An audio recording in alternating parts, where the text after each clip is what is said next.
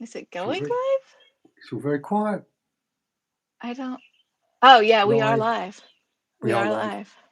Yes. So they'll be in a second. Yeah. The Overlord, if you asked if to stop, and then this happened.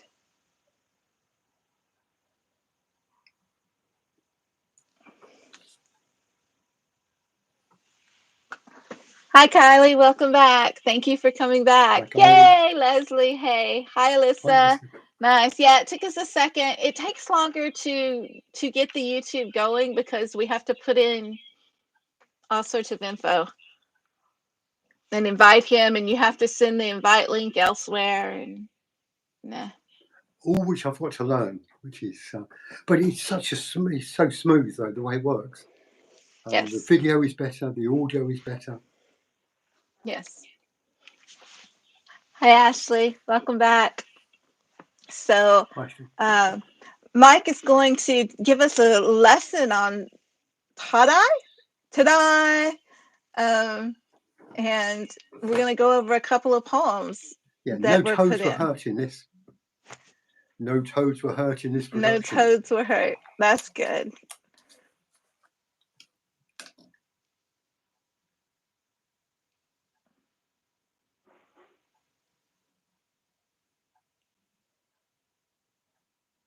I like the way it comes up on the screen, and you can see where you're starting, and you can also see how many people are in.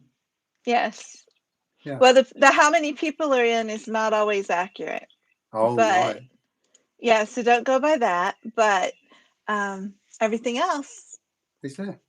is there. So would you like to start the tie-dye? Right. Yes. Now, so the tie-dye.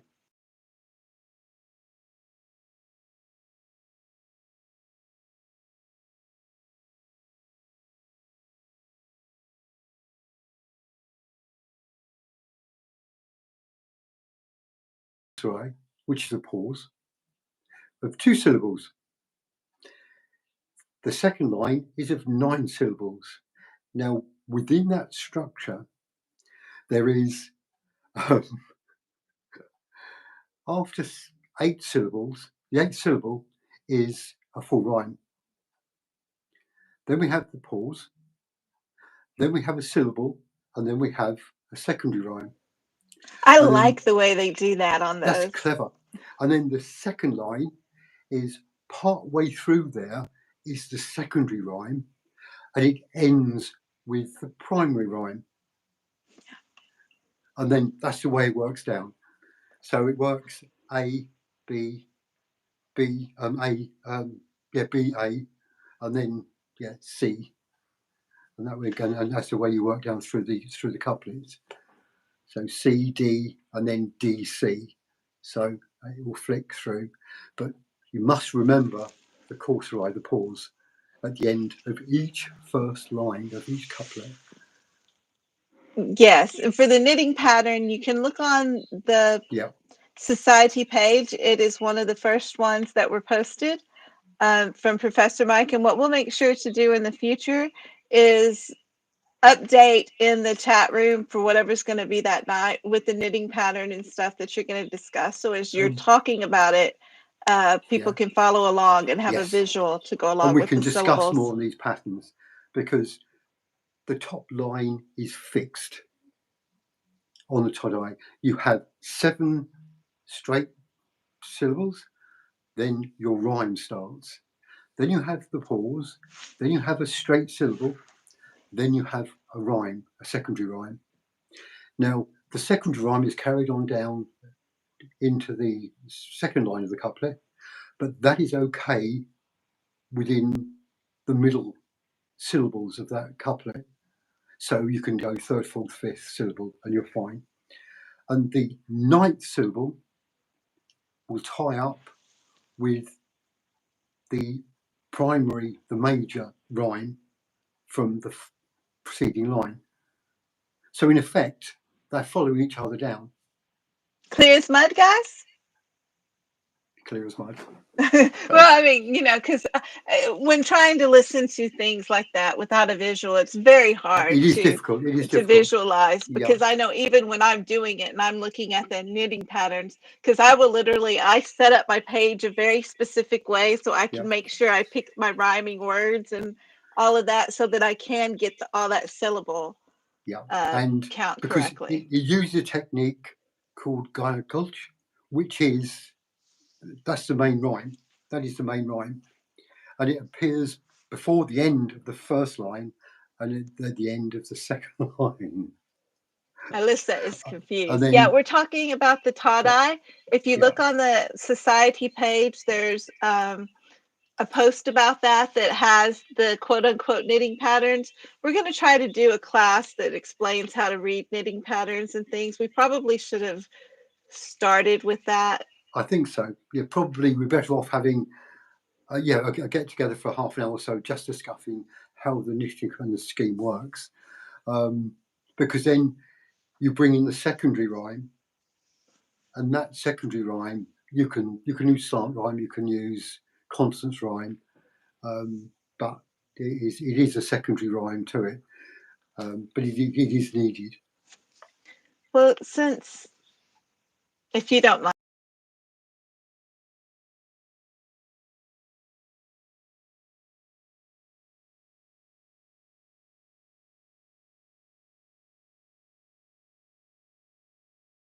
the consonants and the vowels in it and the lowercase and the uppercase, so that when they do go looking at patterns, they have more of an understanding.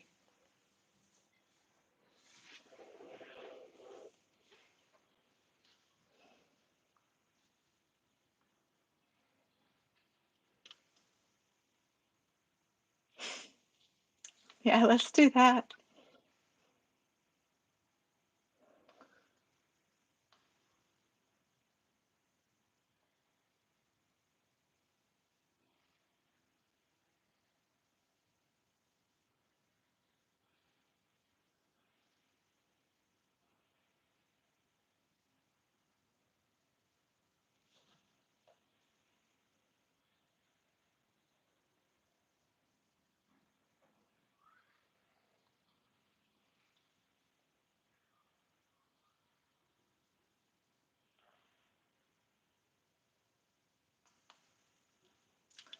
Mike is gone.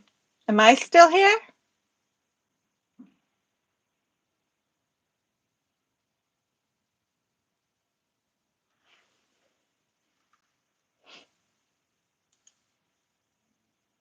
Am I still here? Okay, good. Um, I don't know. I'm thinking he'll come back whenever he gets back. I think that's how it works. I don't actually know. If he doesn't, I'm hoping he'll just come in the room and say something. Um, and we'll know, but I'll try to explain a little bit what he was saying. From what I know of it, I'm not as good as at explaining it as he will be, but I can explain a knitting pattern mostly to everybody. Let me get on the page so I can draw one up to look at as I talk to you about it.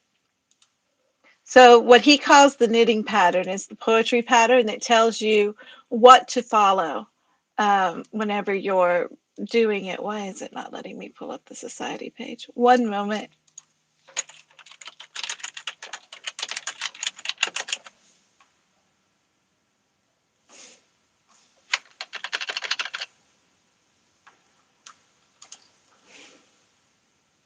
And I'm going to go, there he is. Can you come back in without me having to restart the live?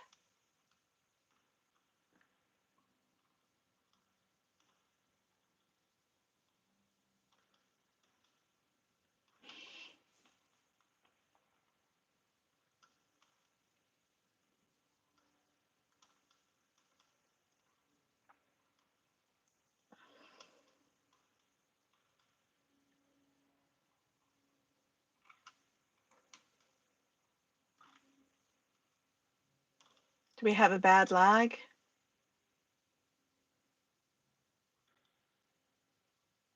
I think you should be able to, but I don't know for sure. I mean, if y'all want me to restart it, I can restart it, but I don't know if y'all want me to restart it or not. Um,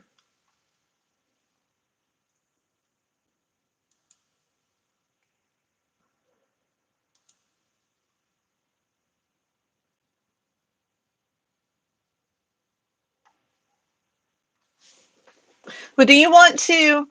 Do you want to, so we don't have to restart it? Do you want to type the knitting pattern into the room and they can see it and I can kind of explain it a little bit as we go, and then whenever we come on tomorrow we can hit it. I think before we start explaining how to do the poems and explaining the different forms, maybe we should explain some of the basic poetry rules that'll help everybody, including my. There you are. So I accepted and did add. Yay. We're back. We're Yay. back. That was strange because I started off talking okay, and you froze, and it was just, and then I went grey, and then it disappeared. Well, we're still learning how it all works, aren't we? So We are. So if we look at your poem tonight, we look at your poem, and we're going to Sharon's tomorrow. So the I body of didn't the, do a tie-dye for the society. The one you're looking at is not for the society. well, that's fine. It'll still be good to break down and give people an idea because, right. So the body of the poem is the X's. So we have looking at us, many will. They're the X's, and then we have the first rhyme, and you have C. So what that means is every single letter, whenever you look at a line, you're going to have a set number of letters, and each letter represents a syllable. And Each, depending upon what that letter is, will depend upon whether that syllable is not a rhyme or is a rhyme or is a part rhyme, that yeah, sort of thing. So it he calls it a knitting pattern because, like a knitting pattern, it tells you exactly what to what to do. do. That's right. Now the X's can be a letter, or they can be a word, or they can be part of a word. So looking is two syllables, so that's two X's, and then at us is two X's. Many, two X's. Will, one X, and so that gives our first eight, and then we go on to our rhyme. So C will be our A rhyme. Then we have the pause, and then we have A, which will be an X, and then sin, which is a single syllable, will be our B rhyme. So we drop down to the next part of the couplet, and that, so we have that we are trash are X's, because you've got 1, 2, 3, 4, and then in is your B rhyme. It cross rhymes with sin. So that's the way it works. And then it's an interesting, you've played interestingly with the next one because it's more of a visual rhyme than a direct rhyme, because you've got C rhyming with society. So that is more of a visual rhyme than a direct rhyme. Yes. But it works. It works. If we're going to be really serious and look for direct rhyme all the time, then but it does it flows with the poem, and you can see it works. But that is what you call an eye rhyme, because rather than sounding exactly the same, you pick it up with your eyes and it makes it visually interesting. And that's what I think we should. That's why I think instead of going over how the poems work, because like I told you, I didn't know the difference between a visual rhyme Yeah, and all this. And like Ashley's asking, will there be a visual of what the pattern looks like? Yes, there's one up in the society. Um, when you look at where we have the Professor Mike post, each of those are forms, and on the second page of each of them, there's a knitting pattern. But I think that we should actually make a post where we're explaining what every individual thing Yeah. is in the knitting pattern and what each of these rhyme types are, because most people, I don't think, actually know that. No. So I think what we'll do is then we'll do the knitting pattern, one line of knitting pattern. Below it, we will do a line of the poem. So you can see Yes. where the X's belong, and you can see where the rhyme starts, and then the pause, and then the X, and then the rhyme. So, and then if we do the rhyme sections in capital or different colour, it helps it work.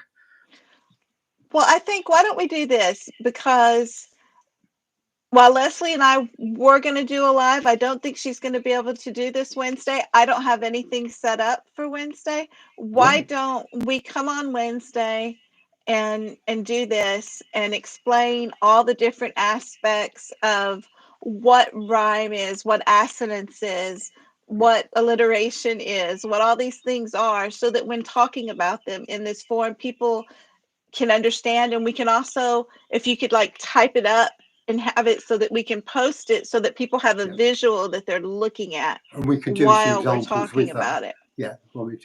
I think Yeah, that would work a lot I think better. so. Definitely. Because the way you've broken yours down, I've broken Sharon's down. Sharon went, it's a great poem, but it's gone wildly from the form because I think she's missed the pause, the causerie, and the way you've written it, yours, you use it like an enjambment. Yes. So you've gone a sin, and then you've gone that we are trashing. So you haven't ended it like and then started anew. You've used it as an enjambment as well, which is great because it helps the flow and helps the read. It does. It does. Yeah, And I think whenever since nobody knows what these things are, enjambment. yeah, So I made a silly little thing. I had an idea to put uh study hall post up in stories, because I know if I'm not getting some of these things, other people aren't getting them. no, So I was going to play this, I play the silly kitty a lot. I was going to play the silly kitty going, ah! And putting it in crazy words. And I basically just kind of described it as a run on sentence. yeah. Because I think as you work down through your stanzas, as you get to stanza 3 and 4, I think you started running after the ball of wool Yeah. because you were really, really tight on the first two stanzas. Really, you really got it glued down. And then And the then I was third just like, stanza, you started to sort of, what? There's a butterfly. yes, yes. and then the fourth stanza, likewise. Yeah, they all work really well and they read beautifully. But But they're not you can perfect. see, you wandered off a bit. Yeah, Yes, yes. yeah. And that's, I think it's challenging to stick to it if you don't. It is. It is. But no, it did good because if we read through it, it reads really beautifully well. And then worry not, for those small minds know, and then little. So you've got little as your, you've got pause and little, but the L-I or L-I-T is your X. And then you've got till, the second syllable is your B rhyme. So you've cleverly used the word title. So, or tittle rather. So you've got tit on the next line, which will be your syllable, your normal syllable, and you've got TLE as your B rhyme again. So you've worked them in beautifully. And Thank then you. you've had no as your A rhyme, and then glow as your link. So they link together really. So worry not, for that small minds know little. That common title, the tittle, can't dim our glow. So yeah, you picked it up really I nicely. actually really liked that poem. Yeah, I was Yeah, proud of it's that good. poem. When I Yeah, finished it, it was a hard thing for me to do. I think that was yeah, the first one I did yeah. of And that. then the next syllable, the next stanza, you've gone, I am but in the poetry, try. of us. And then you've gone movement to discuss. Well, that works nicely because it's B rhyme. So you can use slant rhyme and you can use similar. So us and discuss. You've got the S's, you've got the C, and they verbally sound the same. So they work. But your A rhyme, you've got poet try, and you end with symphony. So although they're visually Poetry is symphony in the US is the same. Poetry, right, symphony. yeah, but you've got try, Oh, TR. yeah, Yeah, okay, I get it. because that's one syllable. Try Right. TRI, Knee and and then tree. the Y, yeah. So in symphony for knee is the NY. That makes So you've got sense. the NY and the try. So although they work, They're not rhyme. they're not. They do work. But they are, as we're talking about assonance rhyme and consonance rhyme. They do rhyme in that sense. But if we're after true rhyme, they're not quite. They're Not not quite right. right. But Yeah. but it works beautifully. So we're not looking at perfection. We are looking at how faithful is it to the form, and it is faithful to the form. We're looking, is it a great poem? Is it a brilliant poem? And yes, it is a brilliant poem. So nobody wants to spoil a poem by forcing, because if you start forcing around, you've actually messed the whole scheme up. Yeah. So yeah, and then you go on to our unique plus is a blessing. So sing is your A rhyme or your wherever we are in the scheme. But then you go to E and then involved, which is quite a long one to follow on for your B rhyme, because evolved is just two syllables. Evolved. And then but if you pulled it together with a mystery solved. So you've got the small S and then you've got the so solved is one syllable, so you've used it. So although it's a B rhyme, so it works. So you've got evolved, or you've got evolved and solved. So you can see where they come from. You see they belong together. But then you've been quite clever in the next bit, because you've gone effervescing. So even though effervescing ends in CING, you're using sing SING, but they have the same consonant sound, the same vowel sound. So That's what really matters the most in these kind of poems, isn't it? Since they're very sing-songy, it's the sound more than the You're right, and that's visual. why I'm saying. So providing they tie together nicely, and you've got the gaps you've got the pauses in the right place, and you've got your fixed rhyme in the right place, then the wandering piece is fine. And if it's slightly slanted, or it's a constant rhyme or an assonance, as long as it sounds right and it's good, it sounds good to the ear. Yeah, that's what matters. It's good. That's what matters. Yeah, it's what matters. Yay! I did not know you were going to do that. I know. That's a surprise. Surprise! Yes. So what we're going to do is then on Wednesday, at this same time as normal, when it's normally my Wednesday live, we're going to come on and we're going to have the patterns all drawn up so that we can look at them and point to it and go X, X, X. That's 3 syllables. That's this, that's that. We're going to explain what assonance and consonants and alliteration and that amalgamation word that means run-on sentence and all these other things that I think a lot of people don't know, or I didn't know what a lot of them mean. They're all related, but they're all slightly different. Yes, and I think in knowing that difference, if we all have it in front of us, so we can look at it and we can see it while talking about it, and we can have the differences explained while we're looking at an example and talking about it, I think that's going to drill it into our heads better, so that as we're looking at these forms, we'll be able to see it better and get it better. I think so. Yeah. Hi, Tommy. So. But we're finished working through yours then next week, and then we'll move on to Sharon's. And so in the meantime, I'll go through all the ones we've got, and then I will break them down with a line, the first line with the X's and rhyme, followed by the written line of the poet and how it fits in with that, and we can go it down like that. So if I do those and send them over, I think that would really make a difference, Yeah. because I know for me, whenever, like you pointed out where I got the rhyme wrong, or it was half rhyme instead of rhyme, I wouldn't have caught it probably. No, but like I say, So I think by having it, people works. will see that. Yeah, because we're looking for how well it sounds, and how it's faithful to the right. It is faithful to the scheme. It may have wandered a wee bit, but it sounds great, and the words come together really well. And we're looking for, like you say, we're looking for the sound and how it sounds when you read it. Because the last thing we want to do is ruin a good poem by forcing it to do something. Yeah, I think it'll be foolish. And it's a growing. It's organic. It's an organic thing. We need a knitting pattern.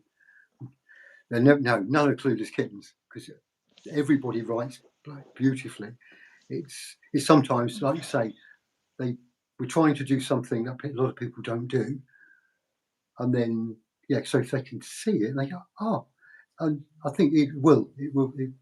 It's a lot more straightforward than when you first look at it.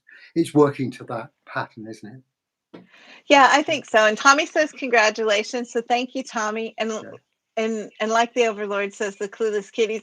It's not clueless so much as it's a difference between musicians who can read music and understand music theory, and musicians who do it totally by ear and don't know music theory, or are not able to read music, but damn, can they play? They can, and the poets in the society, damn, can they write? Yeah, but music, as in songs, they are poetry. Yes. Because when you just dissect them, some may not have a lot of words to them, but when you look at the way the words go and the way the words spin around, it is normally has a poetic beat to it. Everything's rhythm. It's rhythm. It is rhythm. Yeah. Yeah. So I think we'll make out, like the Overlord says, we'll make the knitting pattern and have like little x equals syllable, a equals, in that way they can see capital, lowercase, and understand it, so that when they're reading it, they have a really good key legend to be able to read the map as it is. Break each of these poems down and send them over with the syllable line count lines, and then the first round of their poem, and I will go down like that. So each poem has it all. So if there's anything missing, it's clear for the poet to see. I think that'd be really nice. Yeah, I think so. I think that'd be really nice. Yeah. And I like the idea of doing that with all these different forms, because if somebody's going through the trouble to try a hard form that they don't know, because it is hard when you don't know how to do them and you're starting out, being able to see that difference is all the difference in the world. And I'm glad you feel complicated. I'm glad you feel complimented, Stephen, because you should feel complimented. That's wonderful. Absolutely. I'm glad you can play.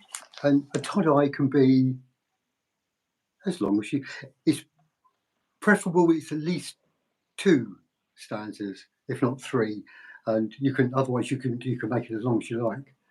But I would say 2 is the minimum. There's an example on the society page. Whenever I'll send it to the society forms page, so that everybody can look that wants to. The tie-dye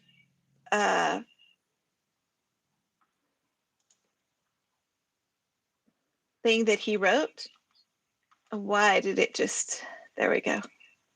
So y'all can see that if you want to pull it up and get a head start on Wednesday and whatnot. But and like he said, he's going to break down everybody's poem that wrote into it, which will be, I know they'll be very excited to see. And everybody did good. Yeah, they were beautiful poems. They were lovely poems. Like I'm saying, we want to keep as faithful as we can to the form, but it's organic, and we want to know it needs to read beautifully. It needs to be, and so all the different parts are in the right places. Whether it's end up in full rhyme or it's side rhyme or it's a constant rhyme, we want the rhyme there so that when you're reading it, you have that beauty of the rhyme tying it together. Well, thank you. No, it's a pleasure. So it's good. I mean, this is a learning curve for us as well. It is. It is. Help people want it and help to best get this across. Yeah, we'll get it figured out. Y'all be patient with us. We'll get it figured out. And thank you, Mike. Do you want to stay on and read some poetry, or do you want to go listen to some poetry? I will go listen to some poetry now. You will go listen to some poetry. Yeah, I will do. All right. No, that's absolutely brilliant. Well, thank you very much, and I look forward to our class on Wednesday. That'll be fun. So we're not doing one tomorrow night. We're doing one Wednesday night. Yeah, that'll give you time to be able to do all that stuff you're wanting to do, because I know that takes time. It does take a little while. So I'll get those down, then I can get them over to the society so they've got them, and then we can hand them out. That'll be awesome. Yeah, I'm excited. Brilliant. I'm excited. Thank you. So, thank you. Yeah. Now this is fun. This is great. Really. It is. It is. So thank you for coming on early. Yeah, and thank you all for listening to my old waffle. All right. See you soon. Bye. Get out of here. Go. Be gone with yourself. And as you go, we will da-da-da-da-da-da-da-da-da. Drum roll. Drum roll. It is time for the first word. And the Overlord, actually, since I can explain what they're going to have to do, since nobody's going to have the words unless they're in the room, right? Overlord, I can say what they have to do as far as lines go and stuff, because this one's going to be different. So you better pay attention. Can I do that, Overlord? And everybody says, thank you, Mike. Yes, thank you, Mike.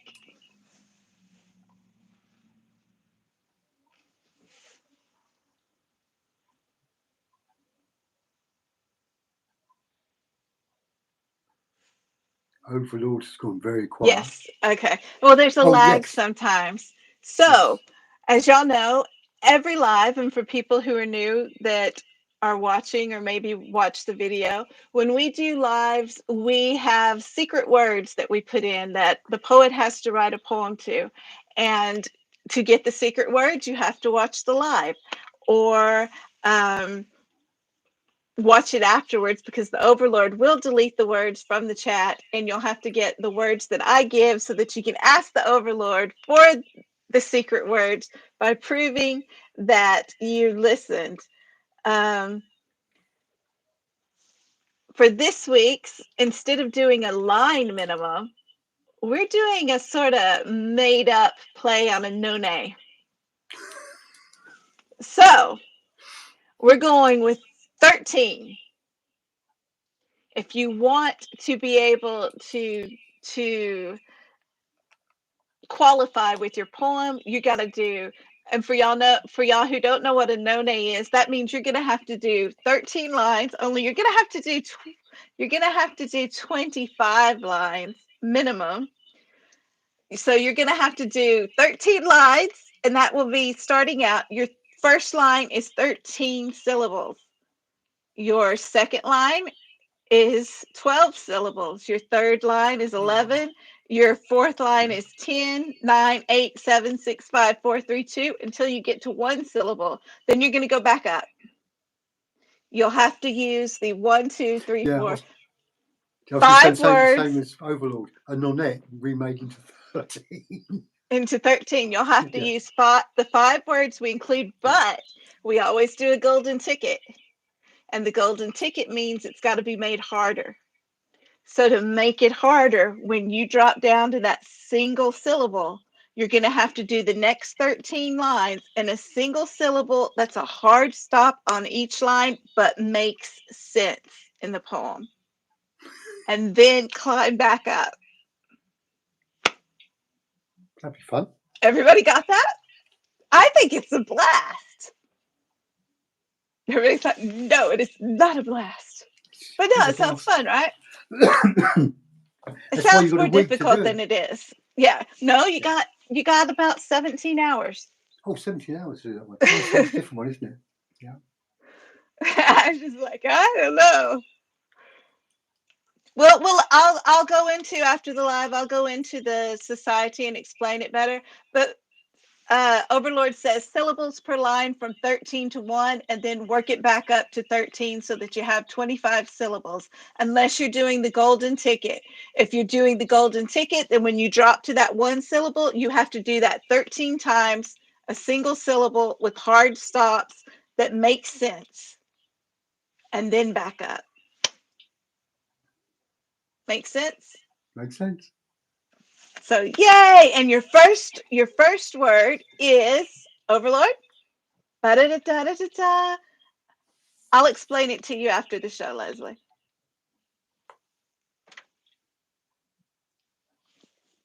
Down there is your first word coming up. And if you're watching it, you need to give the word hello. Hello. But your word that has to go in the poem, the Overlord is about to put up. The Overlord ends up with lag sometimes. I think it's because of where we're at. Oh, charisma. No! Mike! Get Oh. out of here! So we're changing the first word. That is not the first word. Overlord, put a new first word up and I'll write it down and change everything. Bad Mike. Bad Mike. Yes, Leslie, it's supposed to look like an hourglass.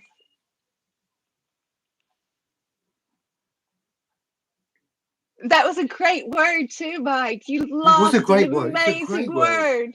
Yeah. Ah. Oh dear. No, leave it. It's a freebie. Okay. Oh, that's a Well, freebie. Overlord gave y'all Mike gave y'all a freebie. So, Oops. with that, leave, Mike. Go, be gone. You are Go. banished for bad behavior. I'm kidding. Thank you, though, so much. Yes, Ash, it is so good. He couldn't keep it to himself. Overlord is just going to leave it in and call it a freebie for the YouTube followers to see what's going on. That's cool. And so y'all know, the people that are in the chat room, if you're from the society or you're from Instagram or you're on YouTube and you're wanting us to follow because you write poetry or something, I literally cannot see if you're following me unless you like make a comment down there to say, "Hey, I'm following you, Angelique.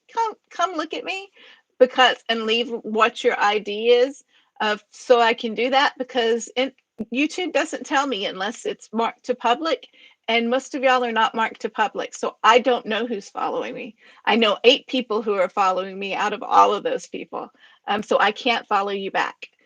If you do have poetry or anything like that. So you'll need to leave it for me, and you'll need to leave it for Mike, and go follow Mike, and go follow vjhd.writer, and go follow the society page, and go follow Hod the Poet. If you would be willing to, we'd really appreciate that. Make sure you ding, ding, ding, ring the bell, as the YouTubers say, so that you get the notifications that we're doing it. Thank you, Stephen. And that's how it works. And on that note, y'all ready to hear some poetry? Because we got some good poetry to read tonight. We're playing catch up with the society tonight and all those poems that everybody has written. And let me see. The first ones we're going to do is that second part of those M words, the M delicious words that we had. Yes, I'd be following everyone too, Overlord. If they give it to me, I will follow them. So let me pull up the M words. And the M words are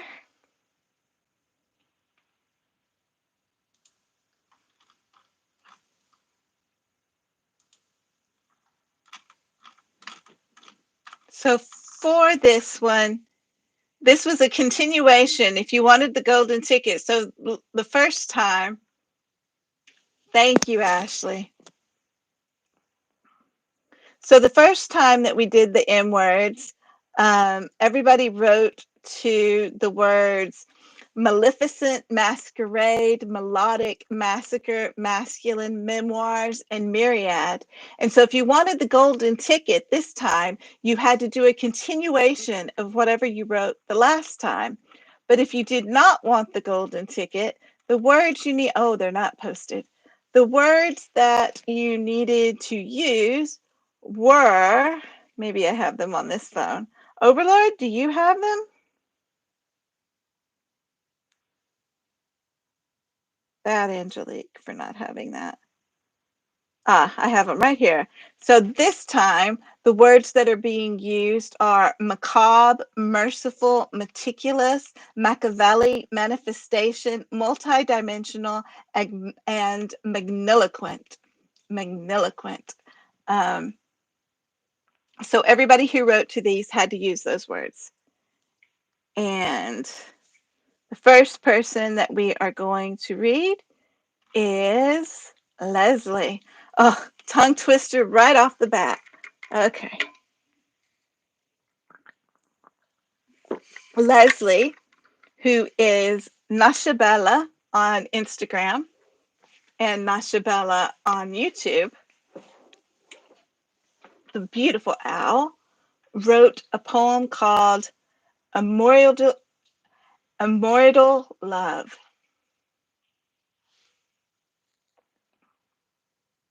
Your macabre love was death. The monster, a Machiavelli whose sole painful purpose was to suffocate the wind and blind the light of your paramour. The disastrous manifestation of your immortal sentiments was a nauseous miasma enveloping her soul. Her days meandered in, the nights loomed, but you were not merciful when your meticulous, magniloquent mendicities hurled themselves against her multidimensional heart. With careful steps, you treaded the path mired in mistrust as the bones of your secrets rattled and annihilated her Arcadian world. Alas, breaking through the mask of machinations and lies, piece by piece, she unraveled the succubus's facade. She found the strength to survive the empty air you left behind. Ooh, I love that last line, Leslie. She found the strength to survive the empty air you left behind. Empty. Oh, uh, and I love the M words you have meandered in the night's loom.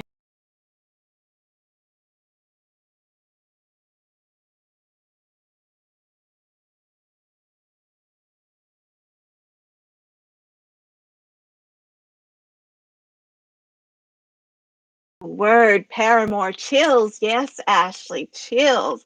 I love that you use the word paramour. Great pieces, Ashley. Tommy says, wonderful, Leslie. Hearts. It is. You were not merciful.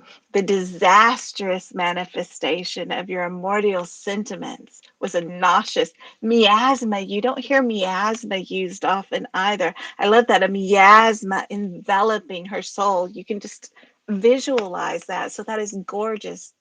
Gorgeous, Leslie. Mike says, brilliant. Yes, so thank you so much. Love your use of the words in this.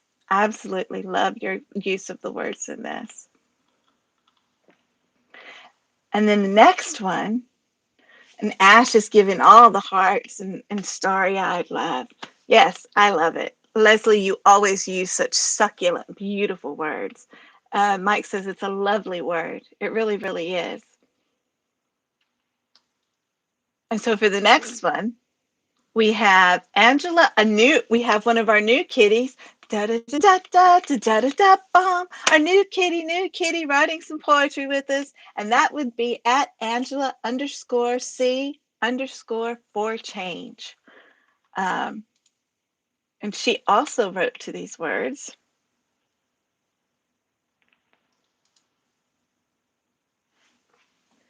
And her poem is called Misleading Murmurs. Ash says, oh, she's missing it. Oh, no. Hi, Richard. Welcome in. Well, is she going to be here? Should I wait a little bit? Because I can bump her down some if you'd like. Ash, is she going to be here in a bit?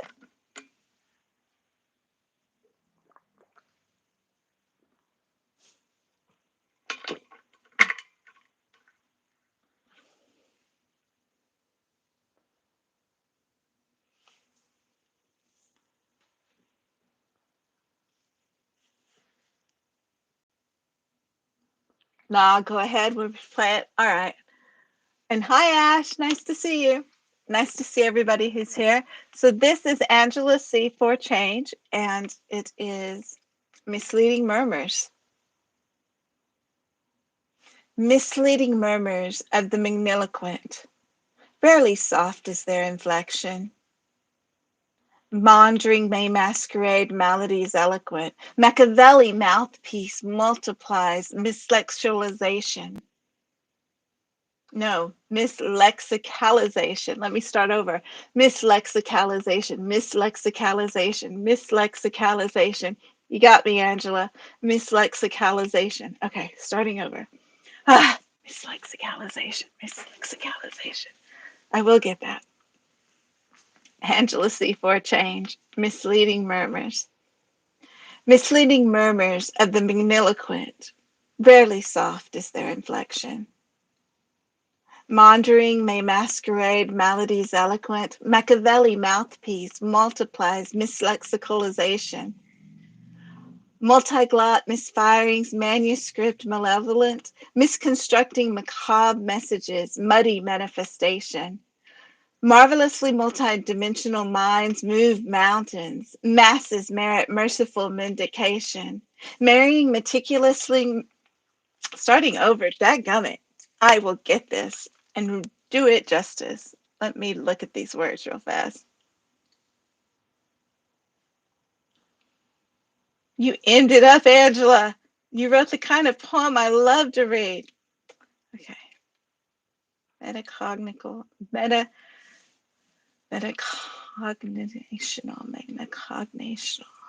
metacognitional. Okay. Yes, Richard, supercalifragilistic. It's like a lexicon. It is. Okay, here we go. Misleading murmurs of the magniloquent, rarely soft is their inflection. Maundering may masquerade maladies eloquent. Machiavelli mouthpiece multiplies mislexicalization. Multiglot misfirings, manuscript malevolent, misconstructing macabre messages, muddy manifestations. Marvelously multidimensional minds move mountains. Masses merit merciful vindication. Marrying meticulous, meaningful missions, magnifying medicinal mobilization. Mitigates meaningless mercurial munitions, manipulate mere mutated misinformation. Modernized mentalities murderously making mistakes, moreover, modifying malintended motivation, musically mystical mediation makes. Metacognational meanderings, magnificently magical, memorialize minor miracles momentous, memorialize minor miracles momentously made, minimalize melting mixed messages moronically mythological, mutilate mendacious malicious masquerade, maintain moderate modicum minerals mattering metaphorical. Oh my gosh, I owe you so many props, Angela. Oh yes, Leslie's like, eek, she's stumped, right? Oh yes, Overlord. Angela owes me a book of prompts. I messed that up so much. Such a great tongue twister, says Alyssa. I'm going to try it one more time because there's actual rhythm here. There's rhythm and rhyme here, and I should be reading this as very specific way if I just would get the words right. Ash says, that's okay. Ash makes me nervous too. That's quite a poem, Ange. Read it again and again. One more time, but that's it. It's a definite tongue twister. Yes, Ashley. So this is Angela C. for a change. Misleading murmurs. Misleading murmurs of the magniloquent. Barely soft is their inflection. Maundering may masquerade maladies eloquent. Machiavelli mouthpiece, multiples, Fredschickel's, multiples. I'm wanting to say the wrong words. That's a Machiavelli mouthpiece, multiples. Okay. Misleading murmurs of the magniloquent, rarely soft in their inflection. Maundering may masquerade maladies eloquent. Machiavelli mouthpiece multiplies mislexicalization. Multiglot misfirings, manuscript malevolent. I'm just gonna keep screwing it up. Y'all know what's gonna happen? I am going to practice this. And then I am going to record it and just get it perfect, but I'm not gonna get it perfect tonight. Modernized mentalities, murderously making mistakes. Yes, Leslie, absolutely. Making mistakes. So I'm not going to keep screwing your poem up tonight, Angela, but I am going to practice it and come back and nail it for you because you've used the words brilliantly and I see where you have your rhythm in there. I see what you're going for. I'm just not delivering it and I want to deliver it for you. So I will come back and do that maybe tomorrow, maybe next week. But this is a brilliant freaking poem. The words that you use, the way that you have taken the syllable structure, even there is a rhythm there, and you've got your rhyming coming in and stabbing in to make your point in these different things. I can see that it's really grooving in with the words. I'm just not delivering the lines well. So I want it to be heard that way. Maybe you should deliver them in the beautiful way that you have written it. But you've got your story there and you've got all these incredible words and it should be read well. And I'm just not doing that. So I apologize for that. Great start, Angelique. But I actually like that she's hit me with this on the first poem that I am reading of hers in the society because she was like, Angelique, you like tongue twisters? Well, woman, have at it. And now she gets to give me about 50 billion prompts. Please don't. But theoretically, she should be able to. It's not that show though, so yay! But I know to watch out for her whenever I do those kind of prompts. Gorgeous, gorgeous, gorgeous Angela. She got me, Ash. She got me. I can see if she'll read it. I would love to hear her read it, Ash. Love to hear her read it.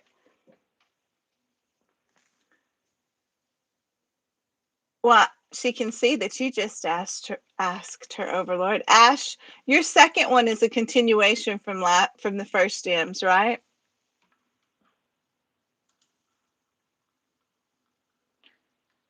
And so the next one that we have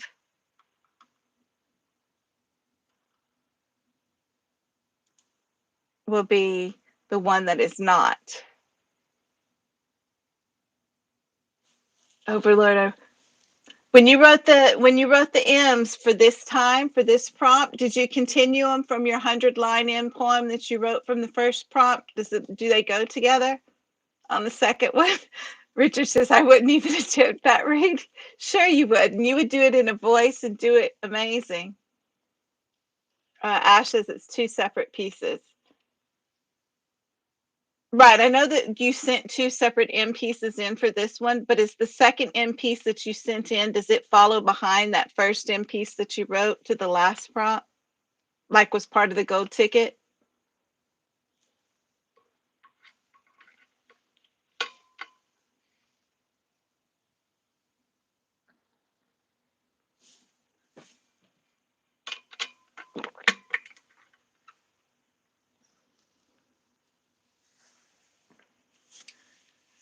But the next we have Ash, because Ash sent in two, and that is the nature underscore of Ash.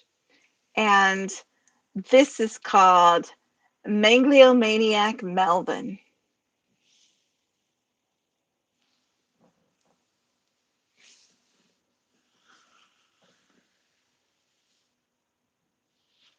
Your Machiavelli poem, Tommy?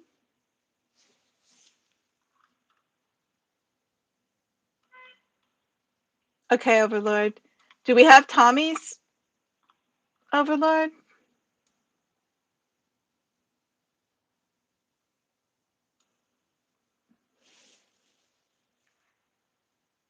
That's what I mean. That second one actually follows that 100-line one, right?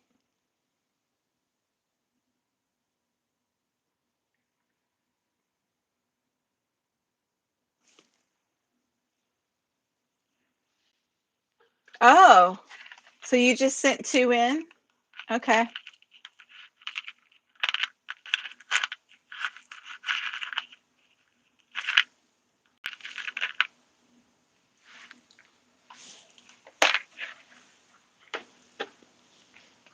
If you can send it to the Overlord, they'll put it in the folder, Tommy.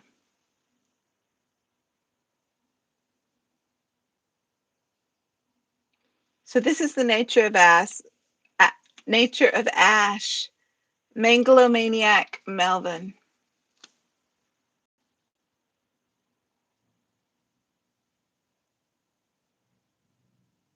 Hopped up on the table from out of his room. Zoom! He was zooming. Always a little Machiavelli. You'd be right in assuming.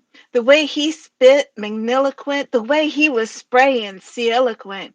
He had just spun out, running out, spitting at the masquerade ball, but she couldn't tell him nothing at all.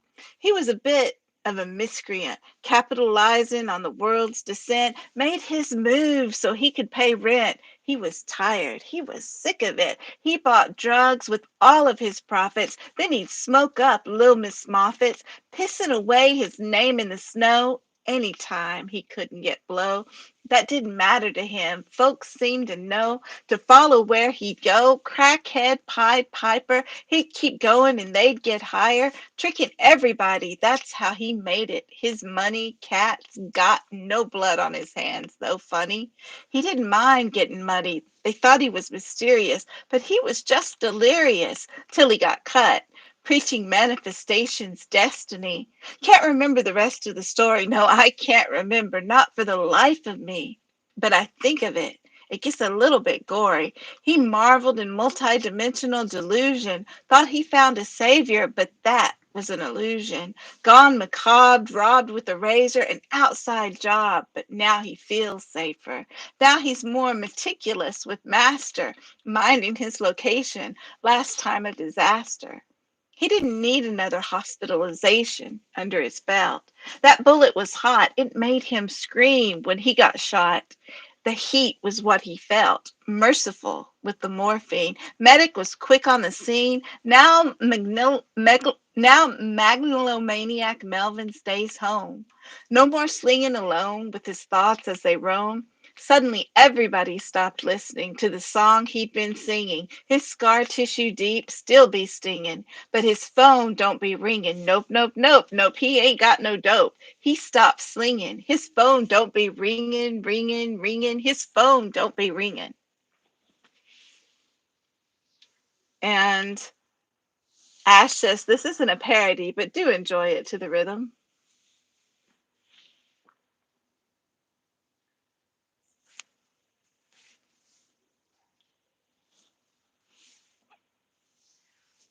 That's awesome, Ash. Yeah, I did not get the rhythm all correct in it, but I read it earlier and I really liked the way you have the rhythm going on it. You're very jiving with the idea of who this person is and how you wrote it. And I love the way you used words like zoom in. Um, and then at the bottom, the ringing, nope, nope, nope. Richard says, damn, that was fun, Ash. And Tommy says, it's awesome, Ash. Um, so I really, I really like it. I like the way that you're taking us through the story, but the way that you're taking us through the story, uh, you're kind of spitting out your words as well as you're describing them and how he would be spitting out his words and spraying eloquent. You use some of our old words in this as well. I saw that. You used some of the old words. Thank you, Ash. Ash says, good job. But I like the way that you're mixing that all up. And then you go from your long lines down to the short ones. Says, he was tired. He was sick of it. I'd love to hear you read it because I know you'd really be hammering it home because you do this kind of read and I don't really. Um, and Ashley says, great piece. And Alyssa says, yes, I was going to say it's so fun. Loved it. And Ash says, nope, but that's okay. It was beautifully done, beautifully written. So thank you for letting me read it. Richard says, must have ignored this prompt. Somehow it sounds fun. You know that 100-line M word prompt that you did? This was the second half of it. And you just said bye bye. Nope, I had enough of with the 100 one, and then you didn't do it. So I think, yep, you must have ignored it, Richard. Shame on you. Bad, Richard. Um, but next we have, and so thank you, Ash. Richard says, sounds like me. Well, I'll read the Ash. Ash has a second one. Ash wrote two. So,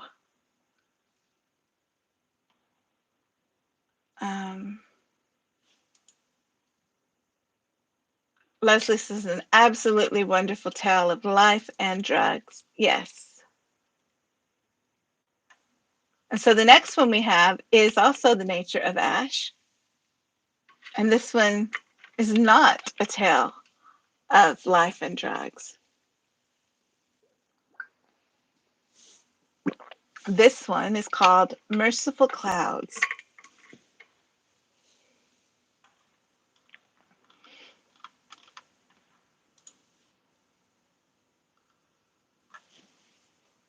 Eyes up, merciful hung the clouds, discarded disguises left behind, invisible shadows amongst crowds, whispers offering peace of mind.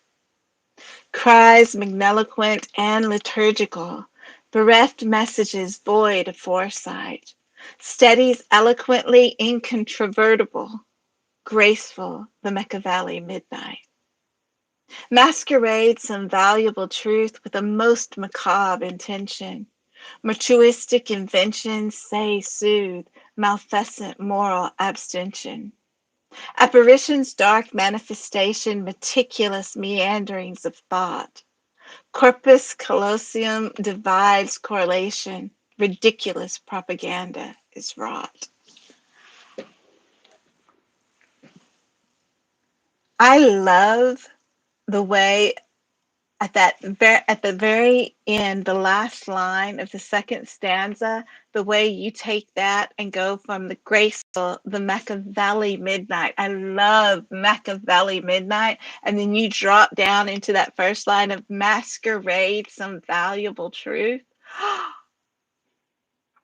Oh, Leslie said, Ash says, well, it kind of is. Oops, well, I'm down then. Leslie, uh, Richard is clapping, and Tommy says it's a fabulous wordplay. I love the wordplay, and then I love how you go from that line to the with the most macabre intention. So I love those three lines. Well, I love like the 5 lines, but I really like the graceful, the Mecca Valley midnight, masquerade some valuable truth with a most macabre intention.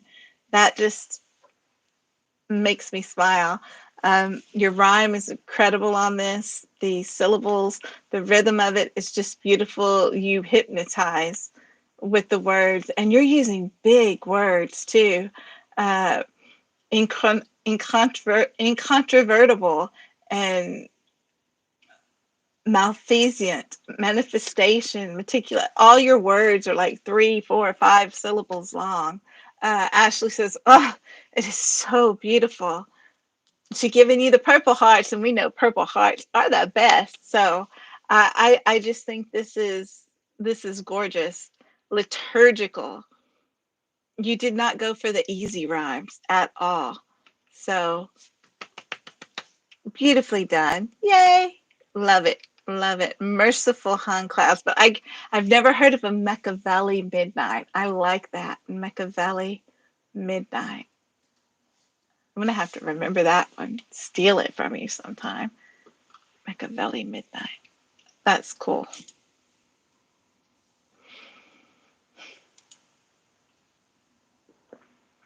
And next, so Tommy, did you do a follow up of your first one? Is yours a gold ticket?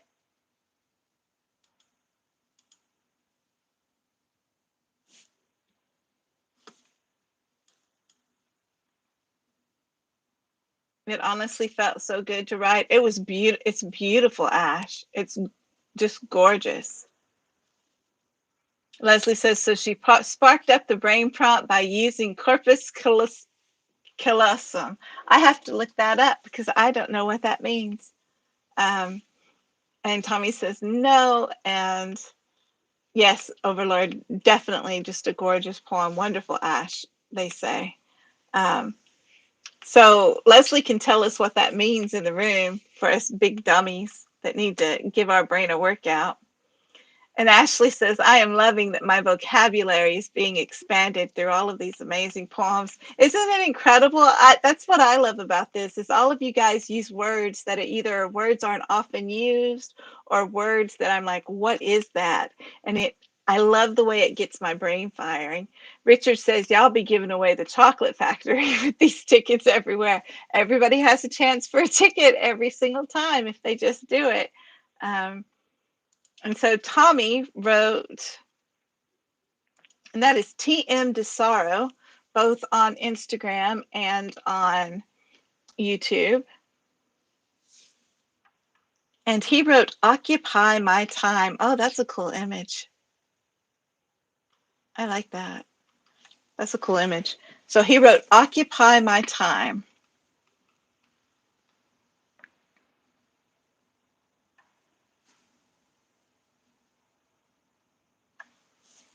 Oh, before I start, Ash says it separates the right and left brain hemispheres.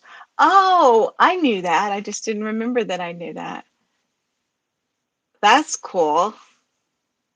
Now I've got to go reread your poem. I'm going to reread your poem after this. Leslie says, the conduit allowing information from one hemisphere to the other. I'm looking forward to reading all of y'all's zombie brain poems so that I want to absorb all that learning. Richard says, yes, more zombie brain facts. Brain Awareness Week, says the Overlord. Yes, Brain Awareness Week. I'm really looking forward to reading those poems. I loved yours, Leslie. I loved Ash's. I've loved the ones I've read so far. But so this is TM DeSaro, and it is called Occupy My Time. Machiavelli said, it's better to be feared more than to be loved. A truth in history unfettered, yet often truth is not enough. For whether fear or love or hate, our days are numbered with the dead. We strive to hurry up and wait, regret the things we never said. A remedy for this and that while fanning match heads into flames. Let me start over since it's just the beginning. Machiavelli said, it's better to be feared more than to be loved. A truth in history unfettered. For whether fear or love or hate, our days are numbered with the dead. We strive to hurry up and wait, regret the things we never said. A remedy for this and that while fanning match heads into flames. It's something more than tit for tat when finding someone new to blame. Yet much the same the names we call hang sadly on the summer wind, like prayers to gods or grace to fall or penance for the times we sinned. Macabre is one way to describe our fascination with the dark. We wonder why we can't decide to kill our darlings or a lark. Meticulous, the details shift like sands beneath our blistered feet.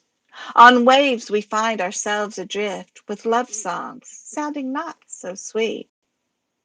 We listen to those velvet lines, convince ourselves it's something real, then hide our words in wasted time. Enraptured, we forget to feel. But feelings are as tools for fools who capture hearts, destroy the soul. While writing inside prompting rules, we weave our words to gain control. And what if gain that feeds our greed? Reality is warped, you see.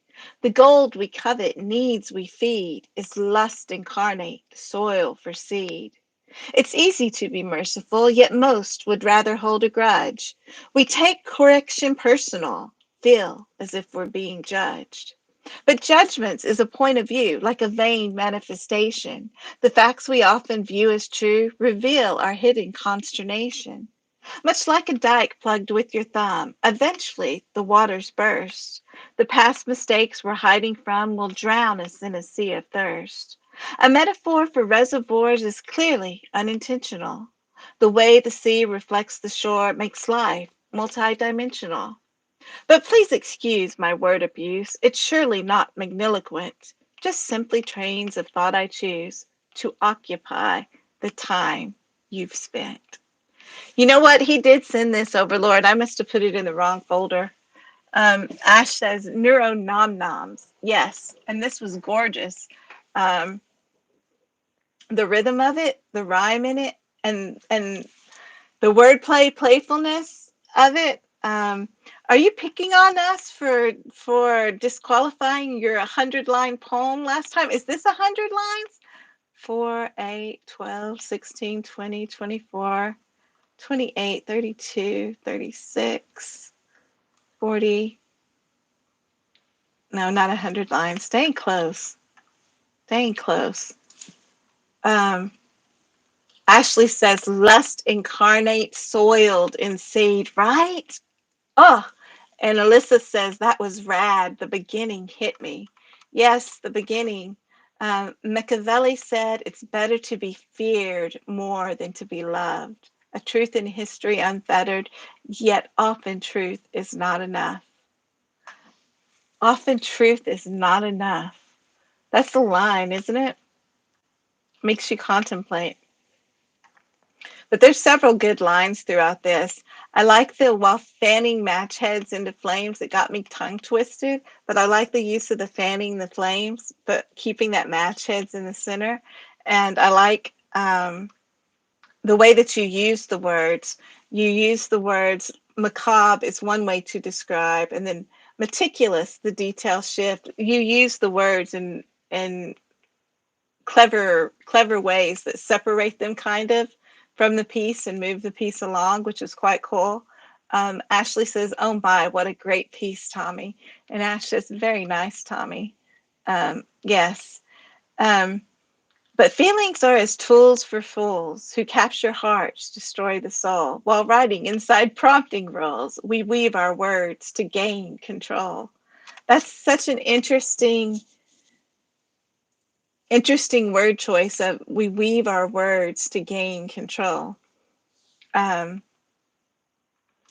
and then I like the next stanza. It's easy to be merciful, yet most would rather hold a grudge. We take correction personal, feel as if we're being judged. And I think that's just one of those lovely teaching moments that we find in poetry often, that's like buried in stanzas sometimes. But when you pull it out, you're like, oh, that's something to think about. And it is, it's easy to um, be merciful if we want to, but most would rather hold a grudge. And so I like that. Um, it's a beautiful poem. It's a beautiful poem. Thank you. Leslie says, I love the lines on waves we find ourselves adrift with love songs sounding not so sweet. Yes, that was a gorgeous line too. And that says something when a love song doesn't sound quite so sweet, doesn't it? It's like, ooh, where's your head at when that happens? That's kind of sad when that happens. You're welcome, Tommy. You're welcome. And the next, oh no. And the next we have me.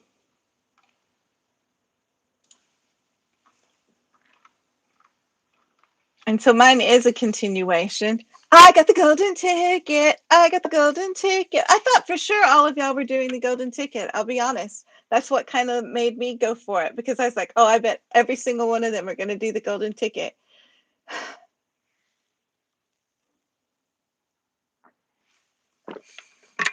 But I got a golden ticket. I better write it down so I remember to make myself one.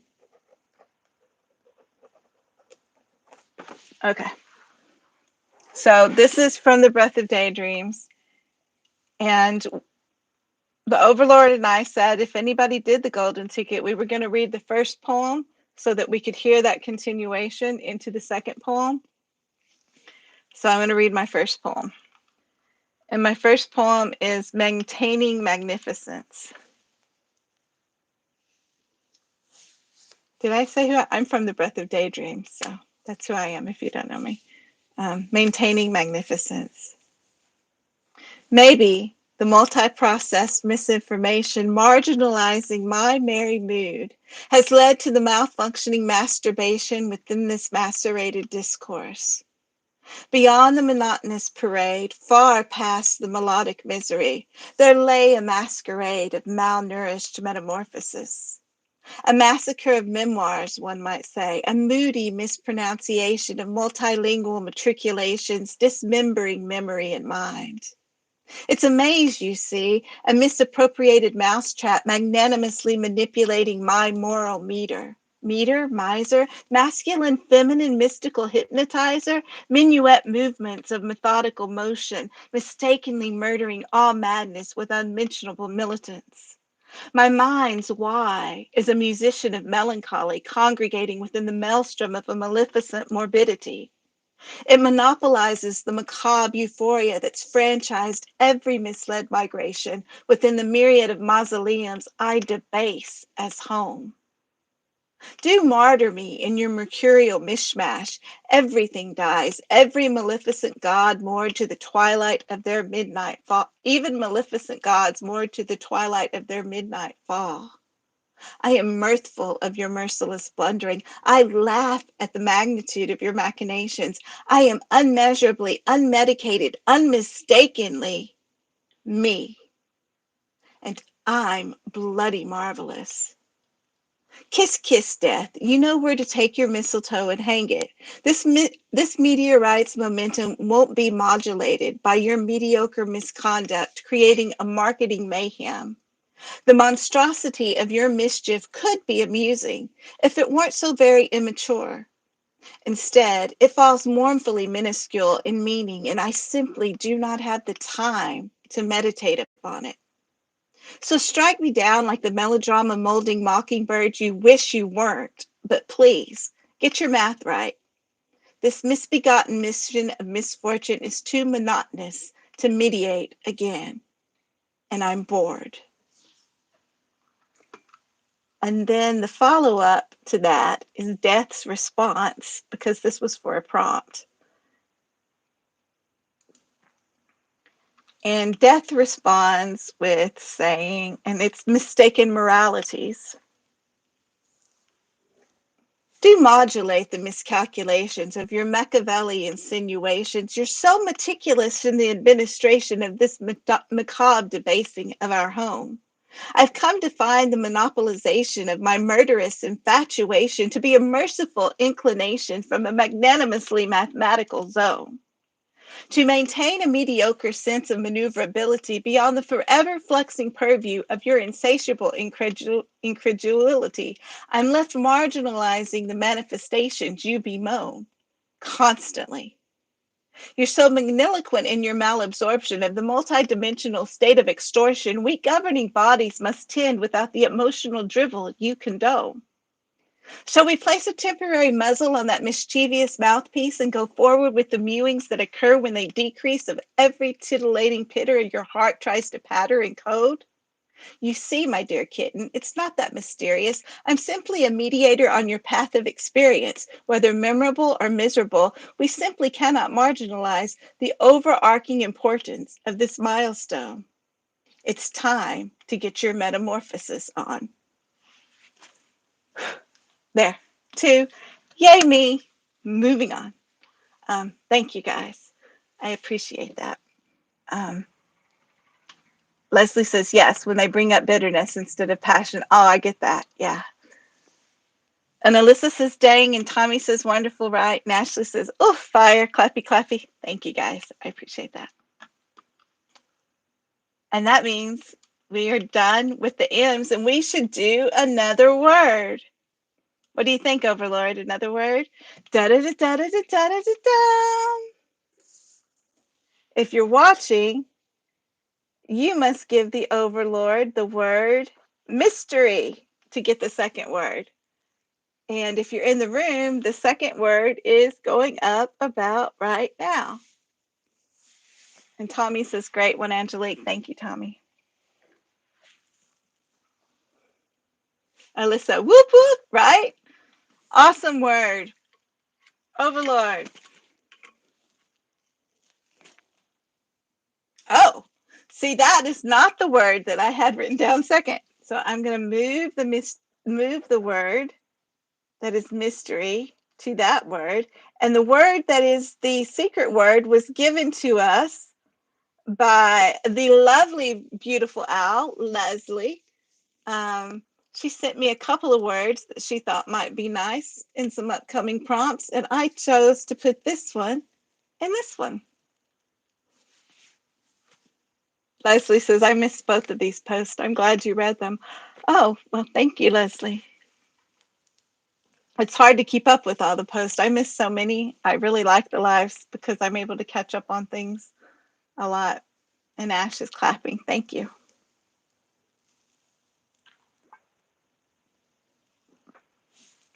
That means we're about to get ate up with the dragons. Yes, there be dragons. So,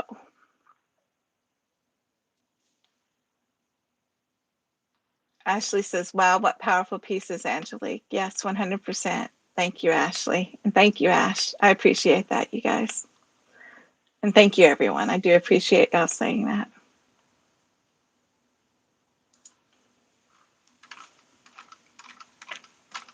Let me scroll up to our first dragon piece. We got lots of dragon pieces. So happy with the dragon pieces. Y'all told some incredible tales. I mean, y'all's M words were like, and the next group of words, oh, love what y'all did with those. But y'all spun some fantastic tales with your dragon pieces, and everybody's is so different. It makes me happy. It makes me so happy. And the first one is by Hob the Poet. Hob the Poet on both Instagram and YouTube. Please follow him. He does reading, and he has to get his up to be able to read by himself, his follower count up. And he, of course, is a fellow kitty like everybody who's being read tonight. If you come on YouTube or you watch this video and you're wondering, who are these poets being read? We are a group of poets over on Instagram called Society of Secretly Perfect Poets. And you will find us we'll have the handle in the caption, and you'll find us both on Instagram and on YouTube by that. Right now, there's 35 people in the group, and boy, can they write amazingly well. Everybody has their own unique flavor, own unique voice. And I just love the group because I think we propel each other, and our writing just gets better and better just from being surrounded by incredible writers. And that makes me happy. Incredible writers that all have so much different flavor. I really like that a lot. So if you like that, head over there and follow everybody and follow people here and enjoy our poetry. We would really appreciate it. And if you want to be a part of us, you can become a part of us. by watching these lives and doing the secret word prompts and writing a poem. And then you too will get to be turned into a kitty. But for now, we have Hob the Poet. And this is the prompt for this was everybody had to write a poem that was 16 or 20 lines. I don't have it in front of me, but everybody passed. On a dragon prompt, and the dragon, it's our first kitty adventure, so people either had to write to their dragon, a dragon trying to eat them and them either escaping or getting ate up, or them turning into a dragon and what happened. And everybody wrote something completely different, so that was really nice. And Hob the Poet wrote, "Life's a drag on." The weight of every scale keeps me down. Resting on gold, change was never a choice. Choked by fire and gilded promise, surrounded by words bound between leather jackets, metamorphosis narrative spells cast over the facets. One index finger on my content, scratching the repeats, flicking through memories, meandering through histories, wings clipped, filed, and categorized. A library of trauma begat the dragon.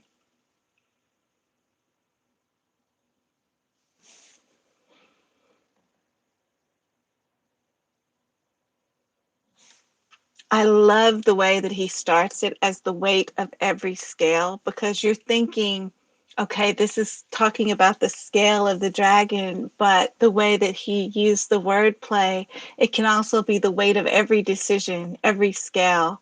Um,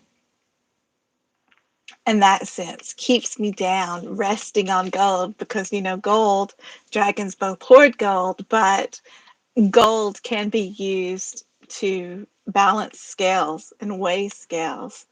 Changing was never a choice, choked by fire and gilded promise. I mean, the playfulness that he is using words that describe the aspects of what dragons hoard and how dragons are, with these horrible things or the strains of life wrapping themselves around and metamorphosizing him into a dragon, is really creative and thoughtful. Spells cast over the facets, one index finger on my contents. Ashley says it's an amazing, starry eyes. Tommy says great writing, Harry. Yeah, I think it's amazing. Scratching the repeats, flicking through memories, meandering through histories, wings clipped, filed and categorized. A library of trauma begat the dragon. That's gorgeous. I mean, it. Most people think of dragons being this amazing, incredible, powerful creature, and he's using it to say no, no, this is a beast of burden. And Leslie says, how painful yet so gorgeous in its trauma. Yes, truly. So thank you, Harry. Incredible use of the prompt.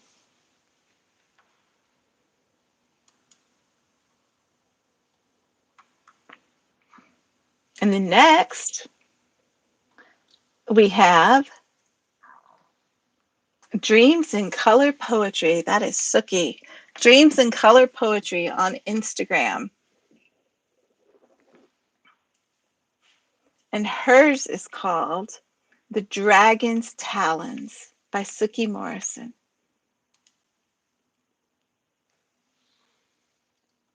To the village as the morning sun rises, Prince Lucian travels to pick his prize.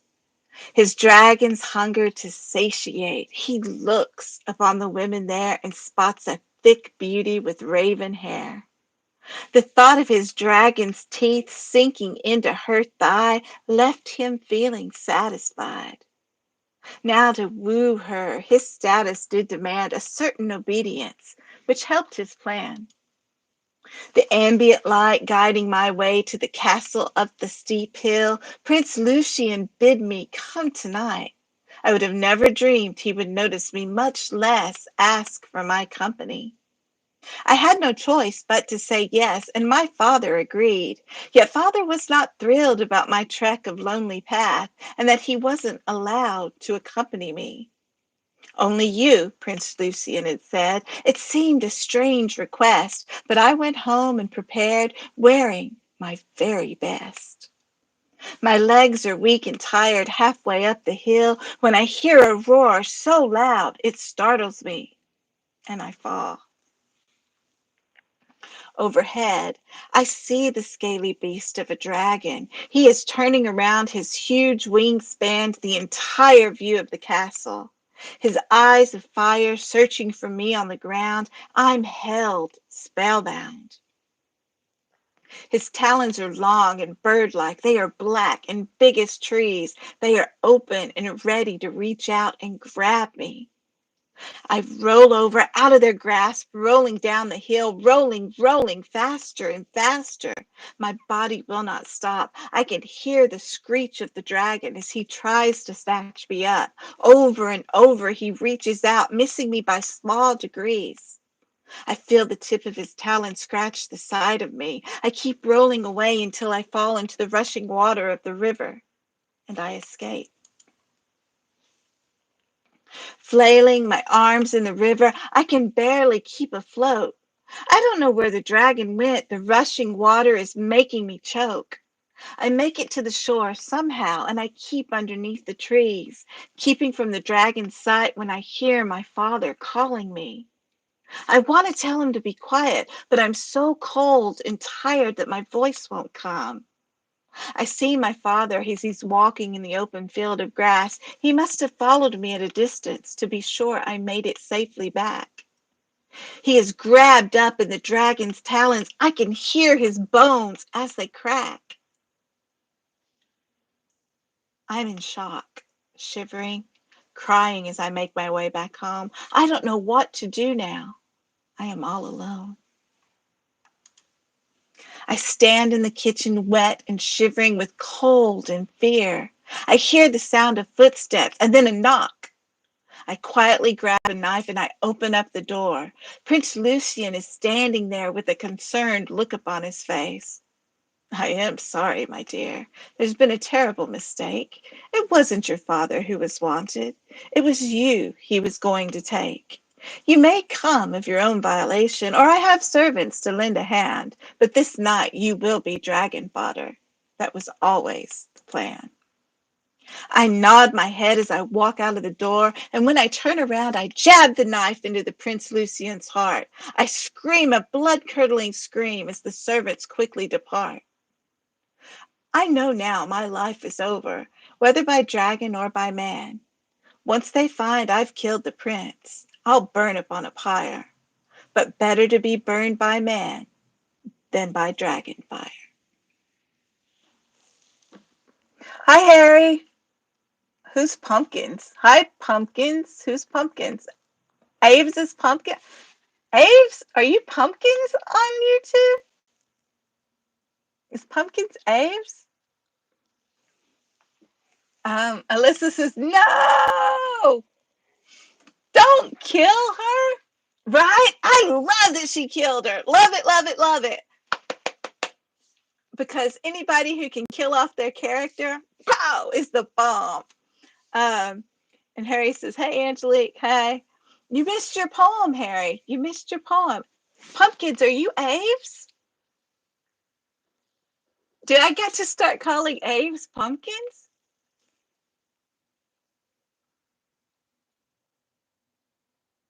Can I call you Jack-o'-lantern? Can I call you Jack? Leslie says, revenge is well deserved. Darn that Lucian. Yeah, I don't like the way she dies, but it is a fabulous story. Yes, Tommy says fabulous story, and it really is. And she had rhyme throughout. She told a story and peppered it with rhyming sentences through the whole thing. Um, creating this tale that carried us. And I love where as she's falling down the hill, let me find it.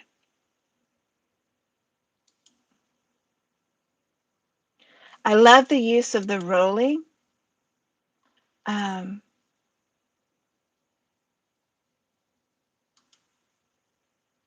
yes, rolling down the hill, rolling, rolling, faster and faster. She uses that. And I love the way that when she gets to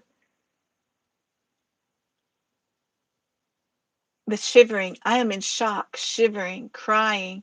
There's throughout this, the way that she's using her words with the rushing water, making me choke. She really is.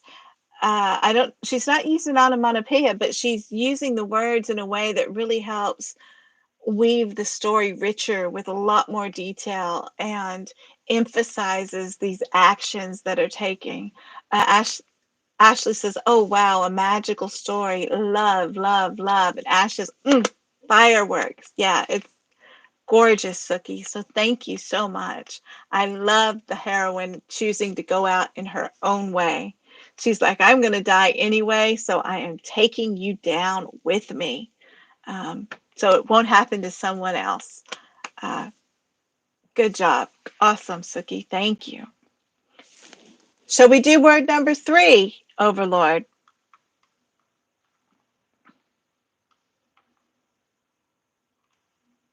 I think we should.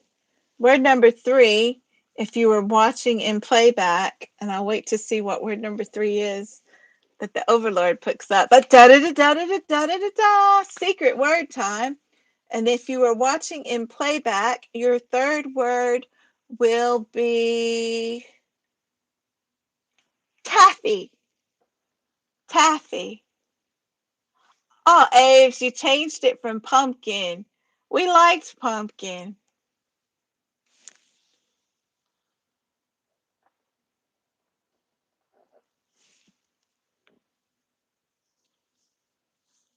So does that mean I can call you Jack the Pumpkin King?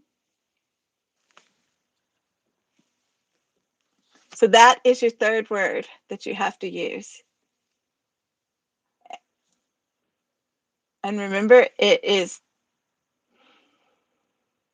13 lines, decreasing in syllables till you get to 1, and then going back up to 13 again from that 1, unless you're golden ticking it. And if you're golden ticketing it, then you have to, when you hit the 1, deliver one syllable line 13 times with a hard stop before climbing back up. And they have to make sense, and it can't be the same word over and over again.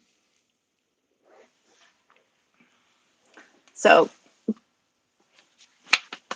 gonna be amazing. And next,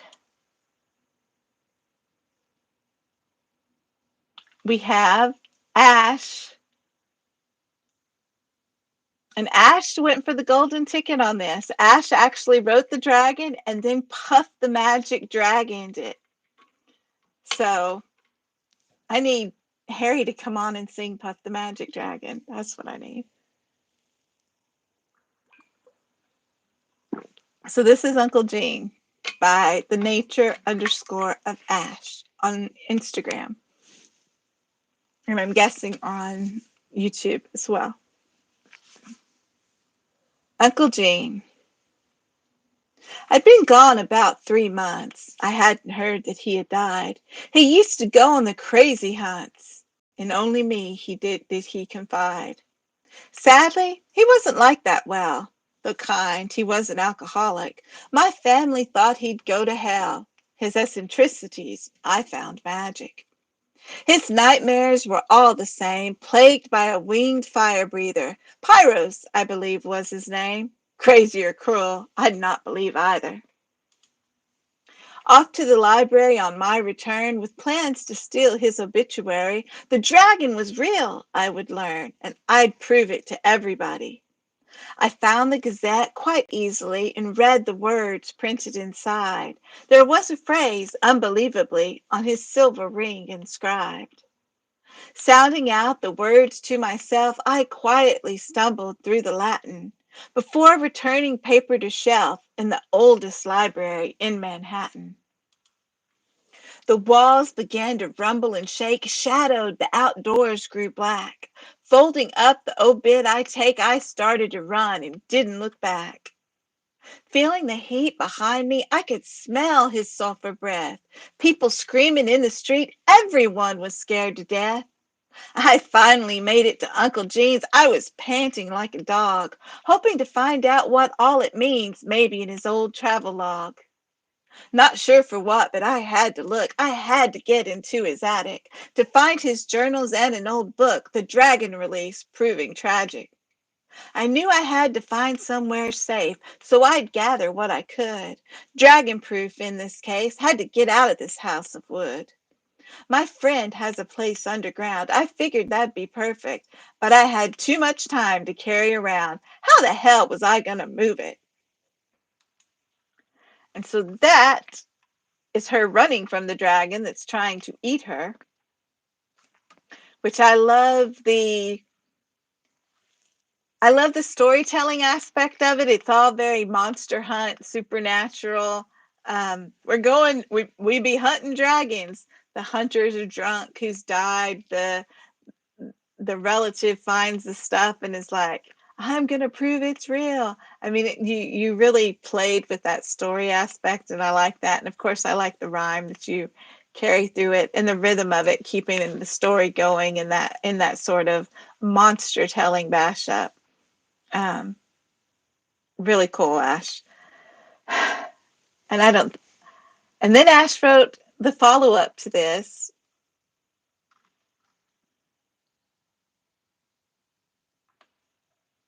to the tune of Puff the Magic Dragon.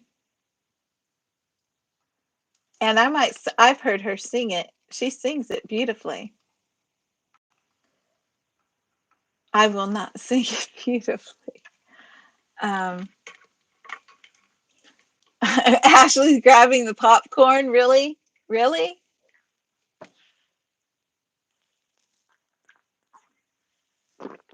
Harry hasn't even metallic it out yet. Why do I have to sing?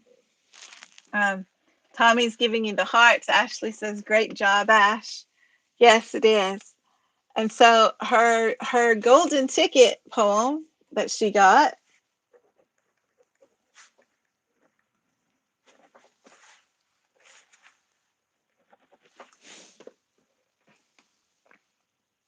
I call it the tough gigantic wagon poem, but I'm not sure what it's called. Leslie says the way the setting keeps changing. Yes, I love the way everybody's doing something different.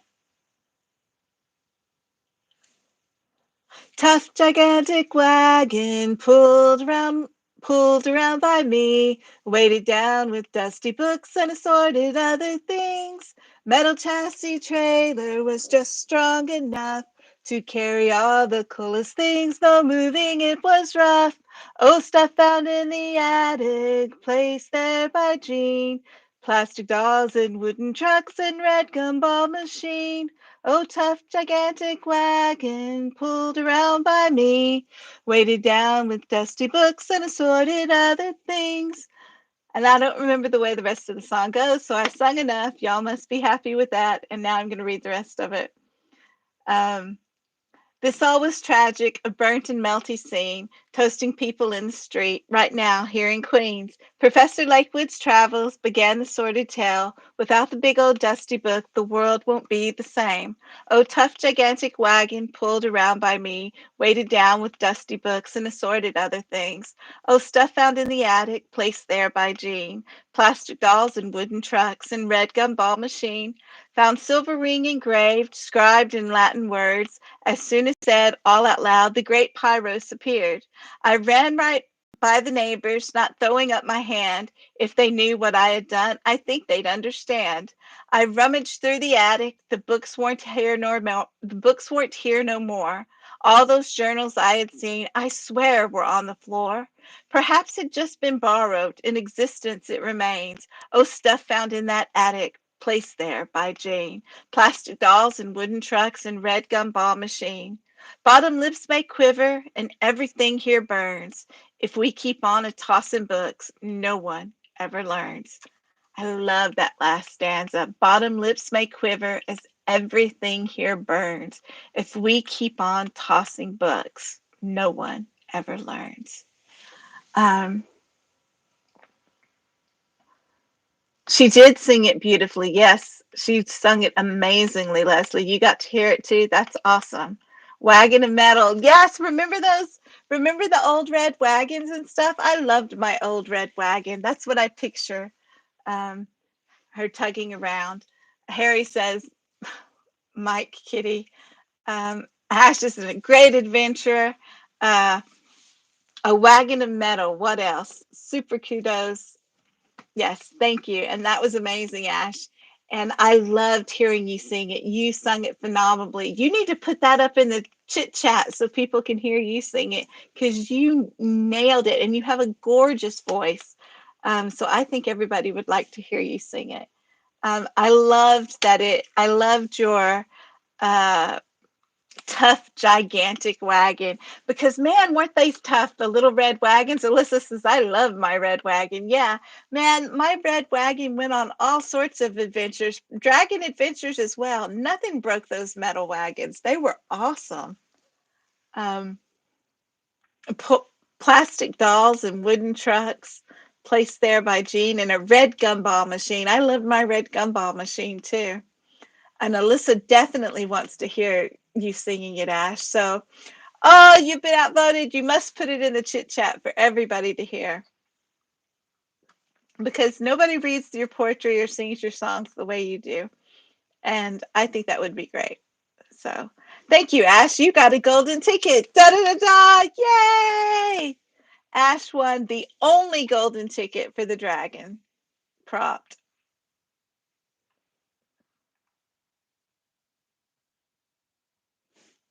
She did change it a lot more on the post. Oops.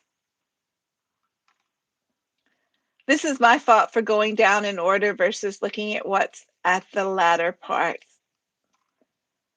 So,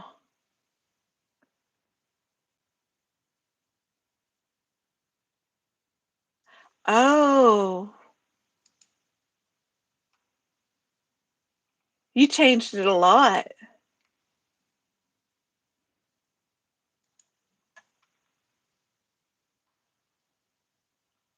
Oh no, that's a different one.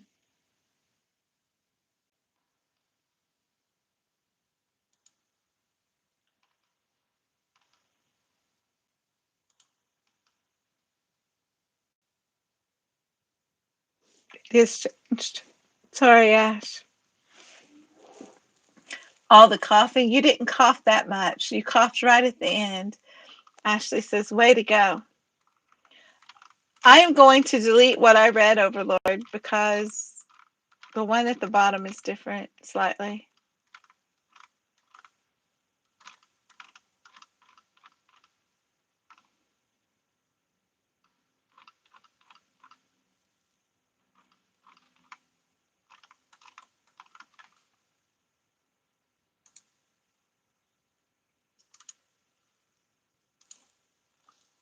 Um,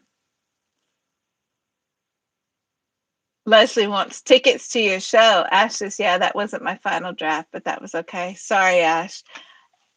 We have, when y'all send them to us, we put them in the folder. And both of us have had a lot going on, so we didn't have time to go through and look at how many copies of each of y'all's poems we had in the folder. And so when y'all send multiple copies, it sometimes can get hard to keep up with. So I do apologize for that. And yeah, it truly goes to the song. She did an amazing job.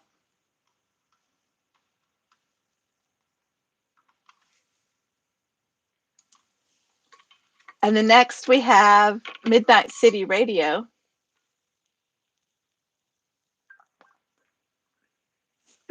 It's okay, Overlord. I remember seeing the final one. I didn't think to replace it either. So we both messed up on that.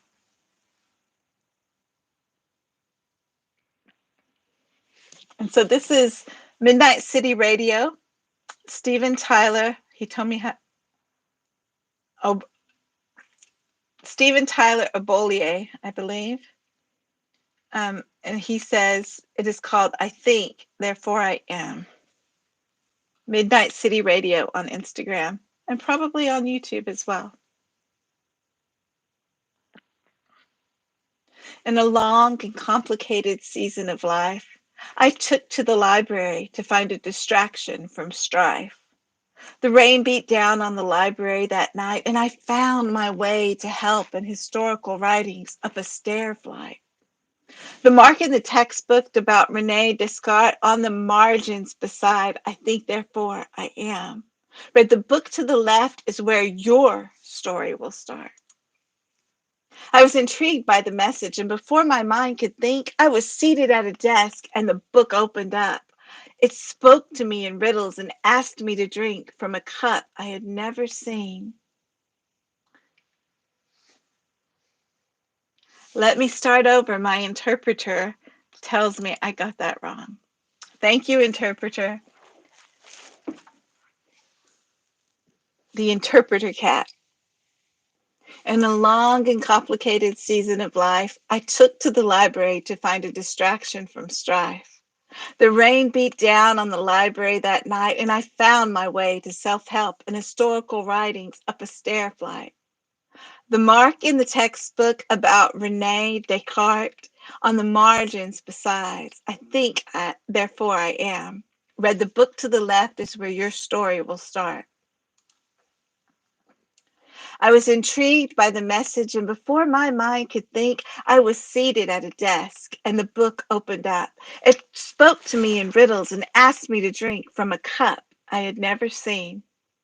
I drank, and the book cackled. You will grow into something similar to Jack growing his beans.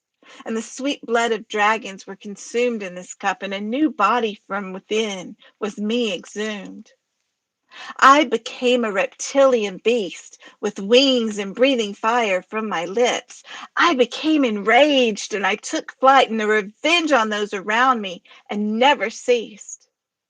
In my flight, I saw visions of death and despondency, everything my human form experienced continually haunting me. I flew close to the stars after destroying some cars, testing my rage, my breath, my mind, and my scars. In my heart, so much burned. My feelings, my thoughts were melted way after I had turned. Now I am a dragon, taking my righteous rage out on the world those chose to burn my existential page. The flight continued and I felt calmer, and that is when I was tamed by an old woman named Mrs. Palmer. She explained that the book was cursed. I began to stop and think I was a fool for sending so many into a hearse. And then I realized it wasn't a library at all. The flight ended and I began to fall. When I landed, I woke up back in my hospital bed, only to discover I screamed, I think, therefore I am, at the wall all evening. It was all a dream, and my mind is still beaming.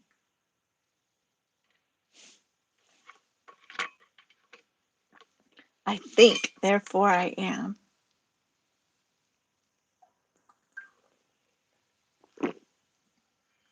I like the play on that. I like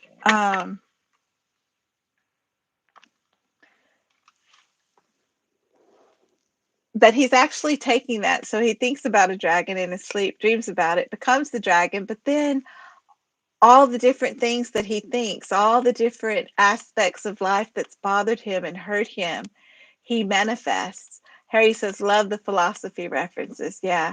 He it's a beautiful poem in that sense.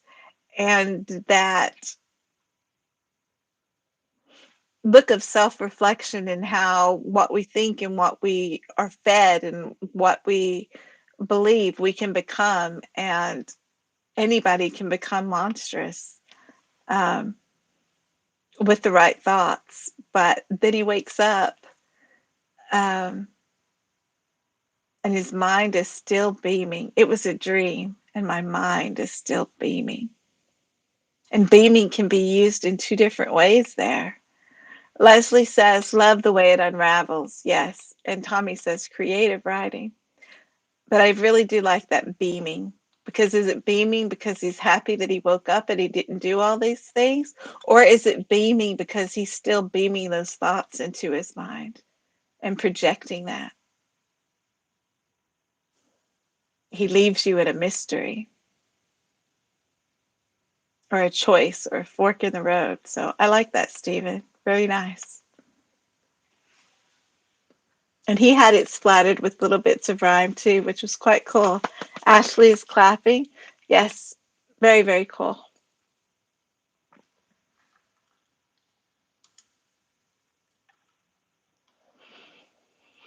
And next, we have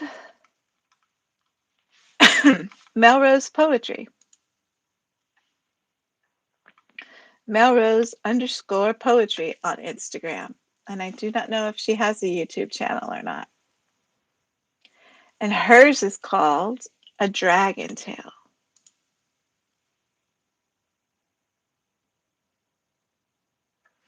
In the spring, I am prone to fever. All year, I'm an overachiever. Old libraries where I like to hang, learning a bit more than urban slang.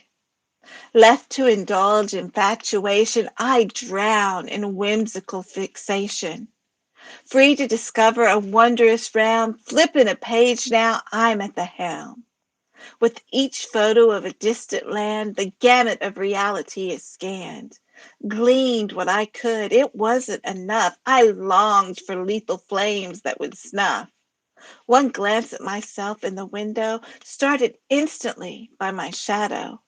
A pair of eyes that shine, I perspire. Is that me, just waiting to spew fire?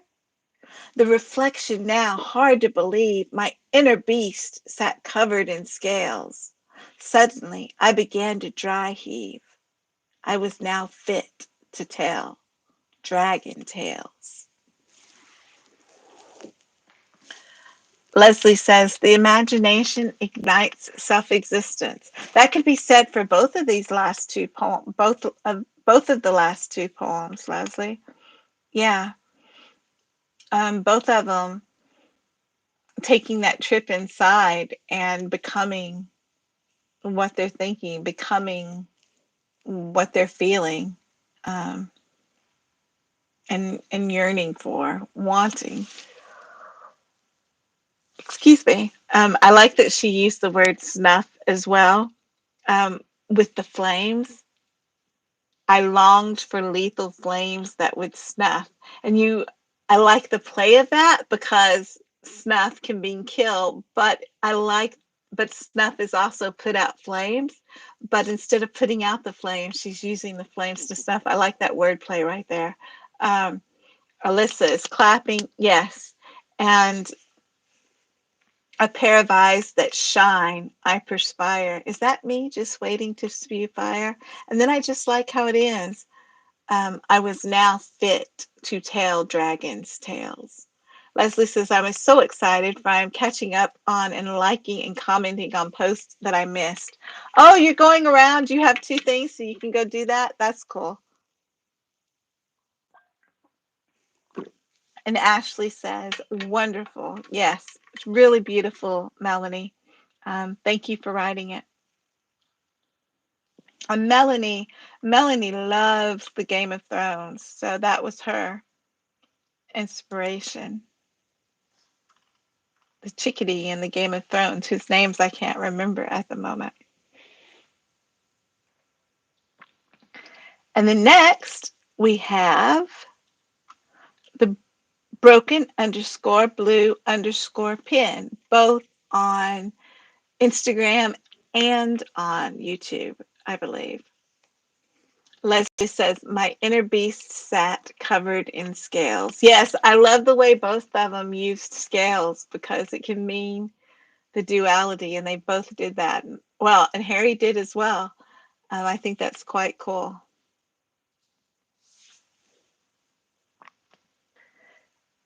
So this is by broken_blue_pin, and it is called Of Shooting Stars.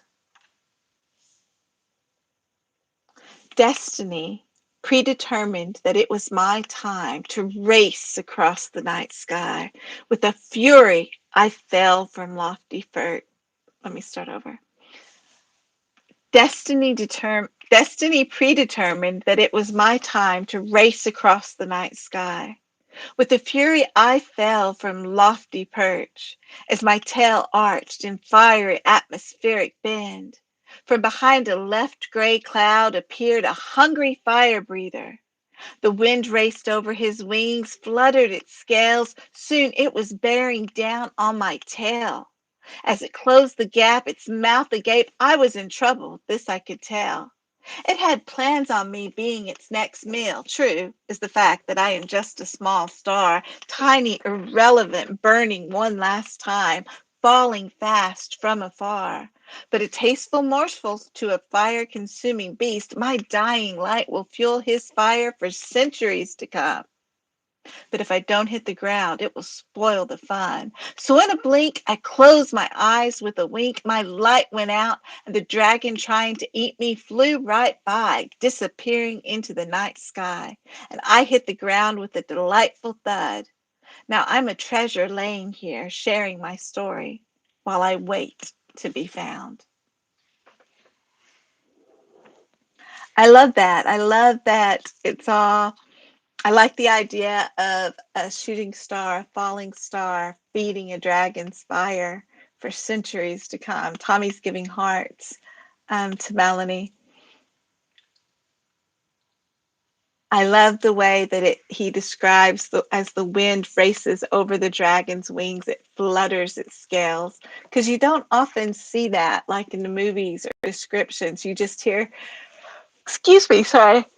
You just hear that the dragons are scaled, but scales, the wind can move the scales depending upon what the scales are made of. So I like the idea that the wind is moving the dragon scales.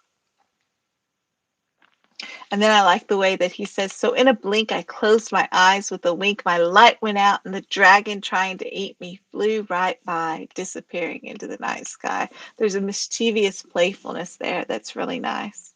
Um,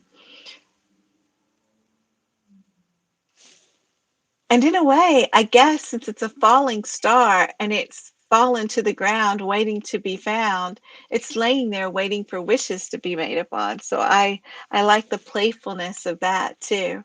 And Tommy says it's beautiful writing, and as does Ashley with purple hearts and starry eyes. Yes, I love this. Love this, Blue. Really awesome job. Thank you.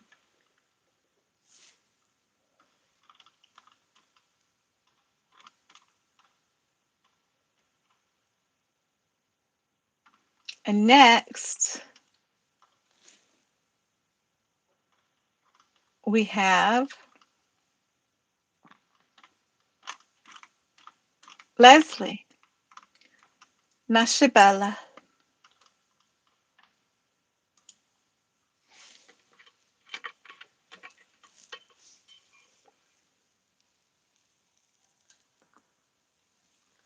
And Ashley says, I love the ending. I love the ending too. I love that even from the beginning of it, even as it's getting, as the star's getting chased, the shooting star is never scared. It's just like, this is part of the fun.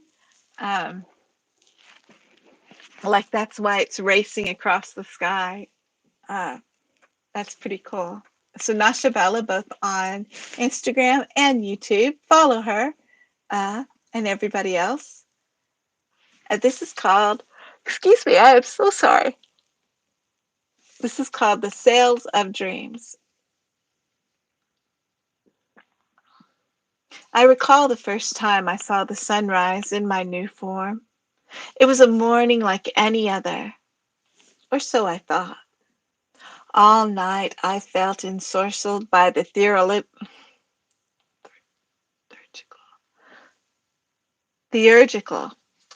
Where is my interpretator cat when I need him? So let me start this over. The Cells of Dreams. I recall the first time I saw the sunrise in my new form. It was a morning like any other, or so I thought. All night I felt ensorcelled by the theurgical library and perused the wonders of many a book. I had just finished reading an ancient tome, a book filled with tales of mythical creatures that enchanted every corridor in my mind. Little did I know that the words within its pages held such power. As the first rays of sunlight pierced through the amaranthine horizon, I felt a strange sensation coursing through my veins. Suddenly, my body trembled and a deluge of magic surged within me.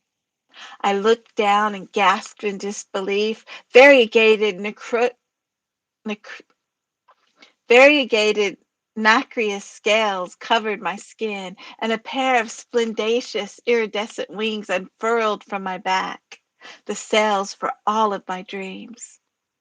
I was no longer bound by the limitations of the human form. I had become a dragon. Excitement and trepidation intermingled as I leapt into the air, soaring agilely above the treetops. The wind whizzed and whooshed through my ailerons as I glid, and the world below and above seemed to open just for me. The most thaumaturgic transformation had occurred, and cackling, I spiraled, for I had never felt so sublimely free as I played with the sky with venturism, abandonment, soaked my life in the clouds. You failed me! You failed me! A translator cat. You should have had it up there ahead of time. What are you doing? I'm just kidding. Just kidding. Um, this is gorgeous, Leslie. I love that you used all the beautiful words that I sometimes get tripped up with, but mostly, I love that you were cackling as you spiraled. Um, and I love the thaumaturgic transformation. Very witty. For I had never felt so sublimely free as I played with the sky. I like the playing with the sky, with venturism, abandonment, soaked my life in the clouds. Um, I like that you use the word deluge. Ash has those iridescent wings. Yes. Let me find it because she used splendacious, variegated nacreous scales covered my skin, and a pair of splendacious iridescent wings unfurled from my back. The sails for all of my dreams. Sails. Love that. Ash says amaranthine, and I must have mispronounced something because Leslie is laughing. And Ashley says, gorgeous piece. Ugh! Yes, truly gorgeous, Leslie. Thank you. Tommy says, lovely, Leslie. Very beautiful.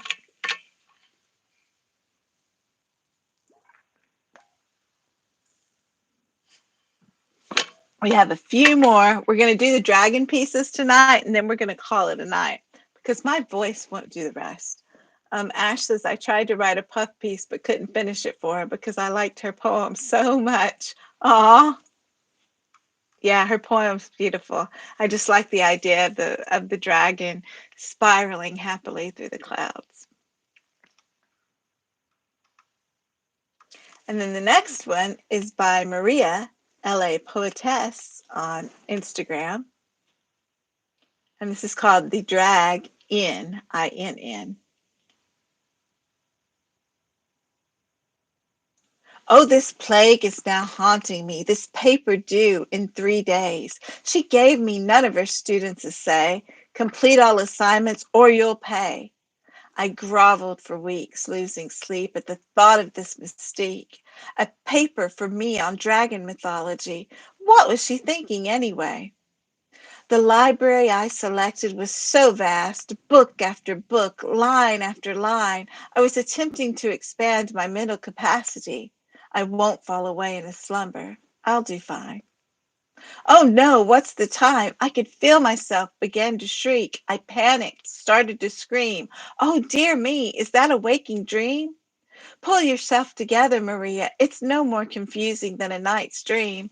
I catapulted myself out of my seat to the bathroom sink to splash water, for I must continue my dragon show. Yet my fate never came to be. For there, lying in the weight of the darkness, was Penelope, a dragon, she.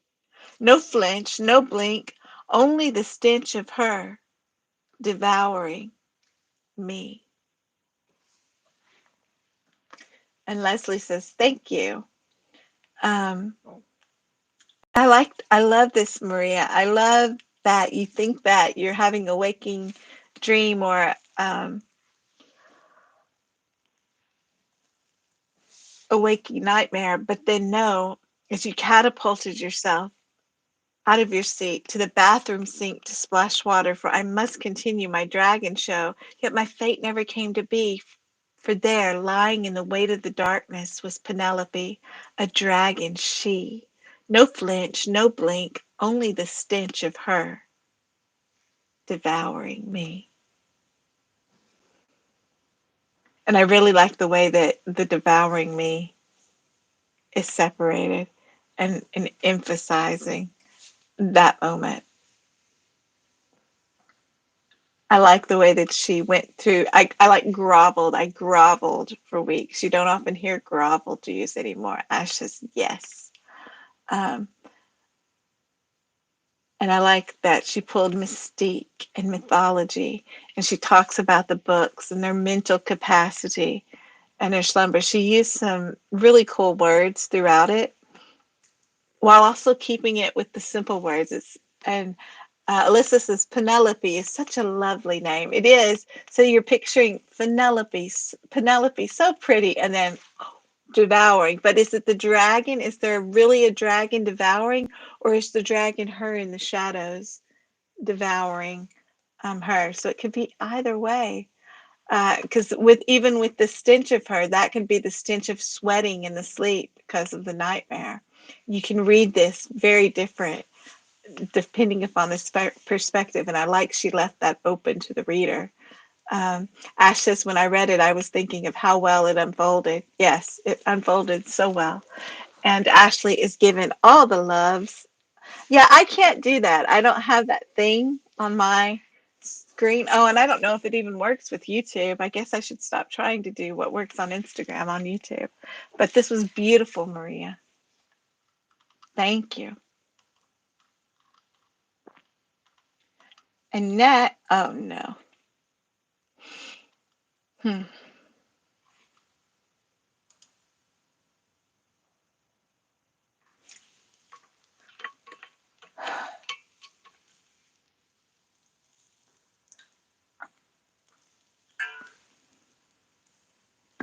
So next is mine.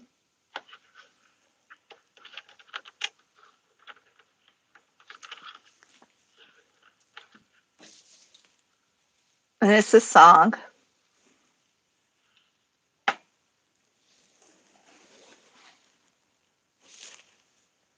No, mine's in the folder. Are there more outside of the folder? I know you always forget me, Overlord. I am invisible in the Overlord's eyes. Are there more in the folder? I mean, are there more outside the folder?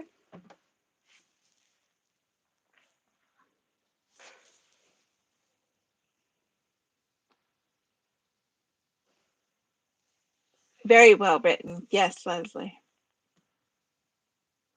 And we've only done 3 words. Well, I guess we'll do a 4th word before I do mine and a 5th word after. So da da da da da da da da da bum.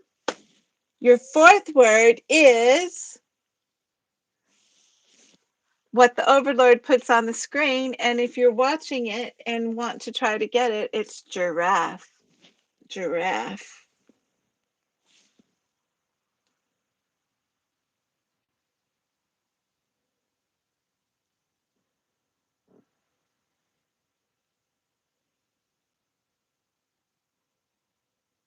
Yes, Leslie.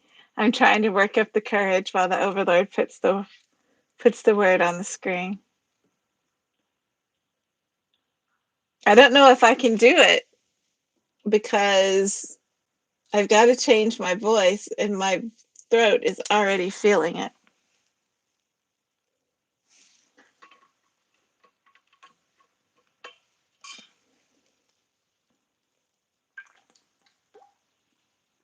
I'll try, but I'm really going to embarrass myself with this. Y'all owe me big time. And that's the word. Make sure you write it down if you're in the room.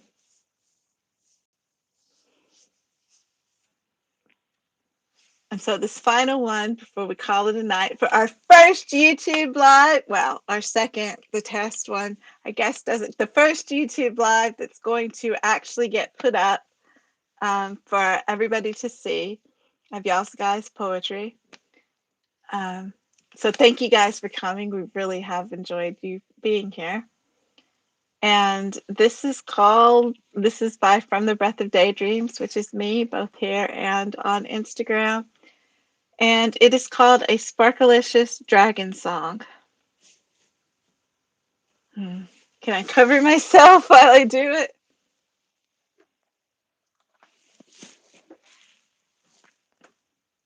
Ice got the key to the dragon's heart, wants to see if he'll ever stop talking to me, or is it all just a scam? I tips on me toes, all across the board, stands all me woes, back into the hordes, negotiates reasons for the books to be friends.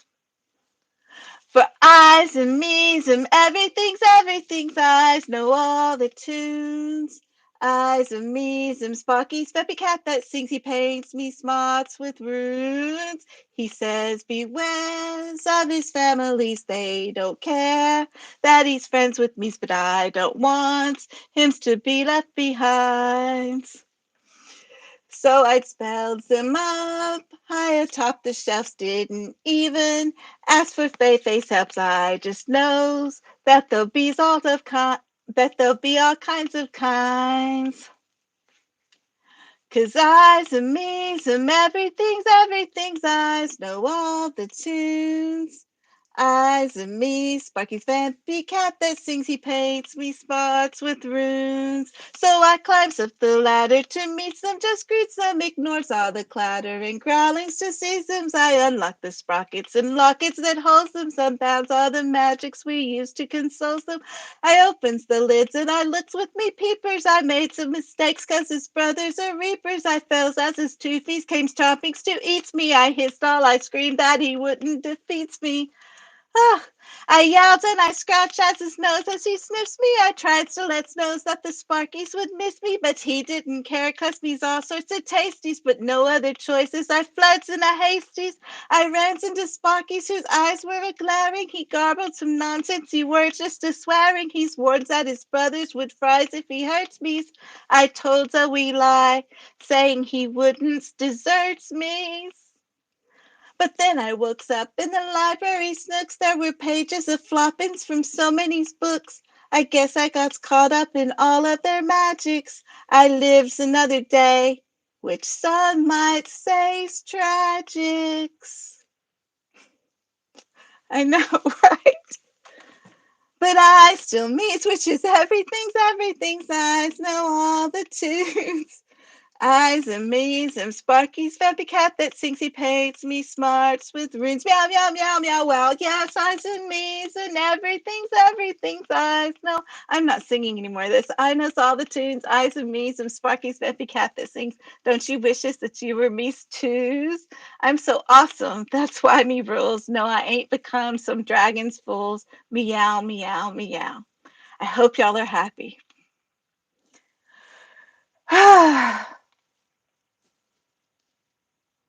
And that's that. That's what we've ended on.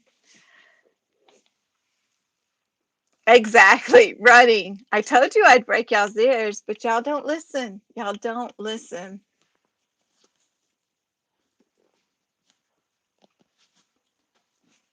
Alyssa says, go, go, go. Harry's needing to get to the hospital. And Ash says, excuse my language, but Oh, fuck yeah, that was a hell of a melody to write to. Amazing. Thank you. Harry says that was great. Thank you. Ashley says singing right along with you. Wonderful, wonderful. Encore, encore. Well, if you will come on and sing it, we'll encore, encore, Ashley. I love that you're singing right along. So, yay! That's the night. We loved reading your stuff. We're so happy y'all came into the room with us. We're so happy y'all all wrote, and oh, we're looking forward to reading tomorrow's. Harry's going to go live with me tomorrow. Oh, I'm sure you are, Tommy. You do that, and I will kill you. Um, Leslie says that was so malicious, and Ashes, damn it, dropped my jaw. Looking for it now. Yeah, because it was bad. Another word. Da da da da da da da da. The final word, which is embarrassed. If you're watching this, embarrassed, and if you're not, the final word is what the Overlord is putting on the screen. And remember, what you must do, and you must have it to us before the live tomorrow. So we need it preferably by 1 p.m. Central Standard Time. Is an hourglass of starting with 13 syllables. You will drop a syllable per line until you get down to one line, and then you will go back up to 13 syllables. Now, if you want to get the golden ticket, when you drop down to that one line, then you will deliver 13 one-line words that are a hard break, not the same word, but make sense before going back up to the 13 syllables. There's 5 words. And Tommy says, great job to everyone. And Alyssa says, awesome words. And we really appreciate you guys being in here. And for anybody who watches this video at another time, the people that you are seeing writing in the room and whose poems we have read, they are poets from all over the world that make up a portion of the Society of Secretly Perfect Poets. We will have that in the caption. We'll have them in the caption. Please follow them on Instagram and on YouTube if they're available on YouTube.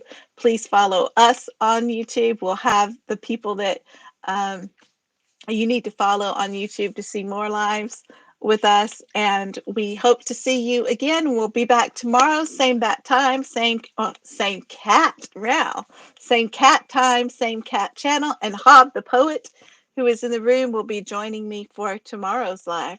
So looking forward to that. Yay. And may y'all's muse shine brightly. Thank y'all so much for coming. Bye.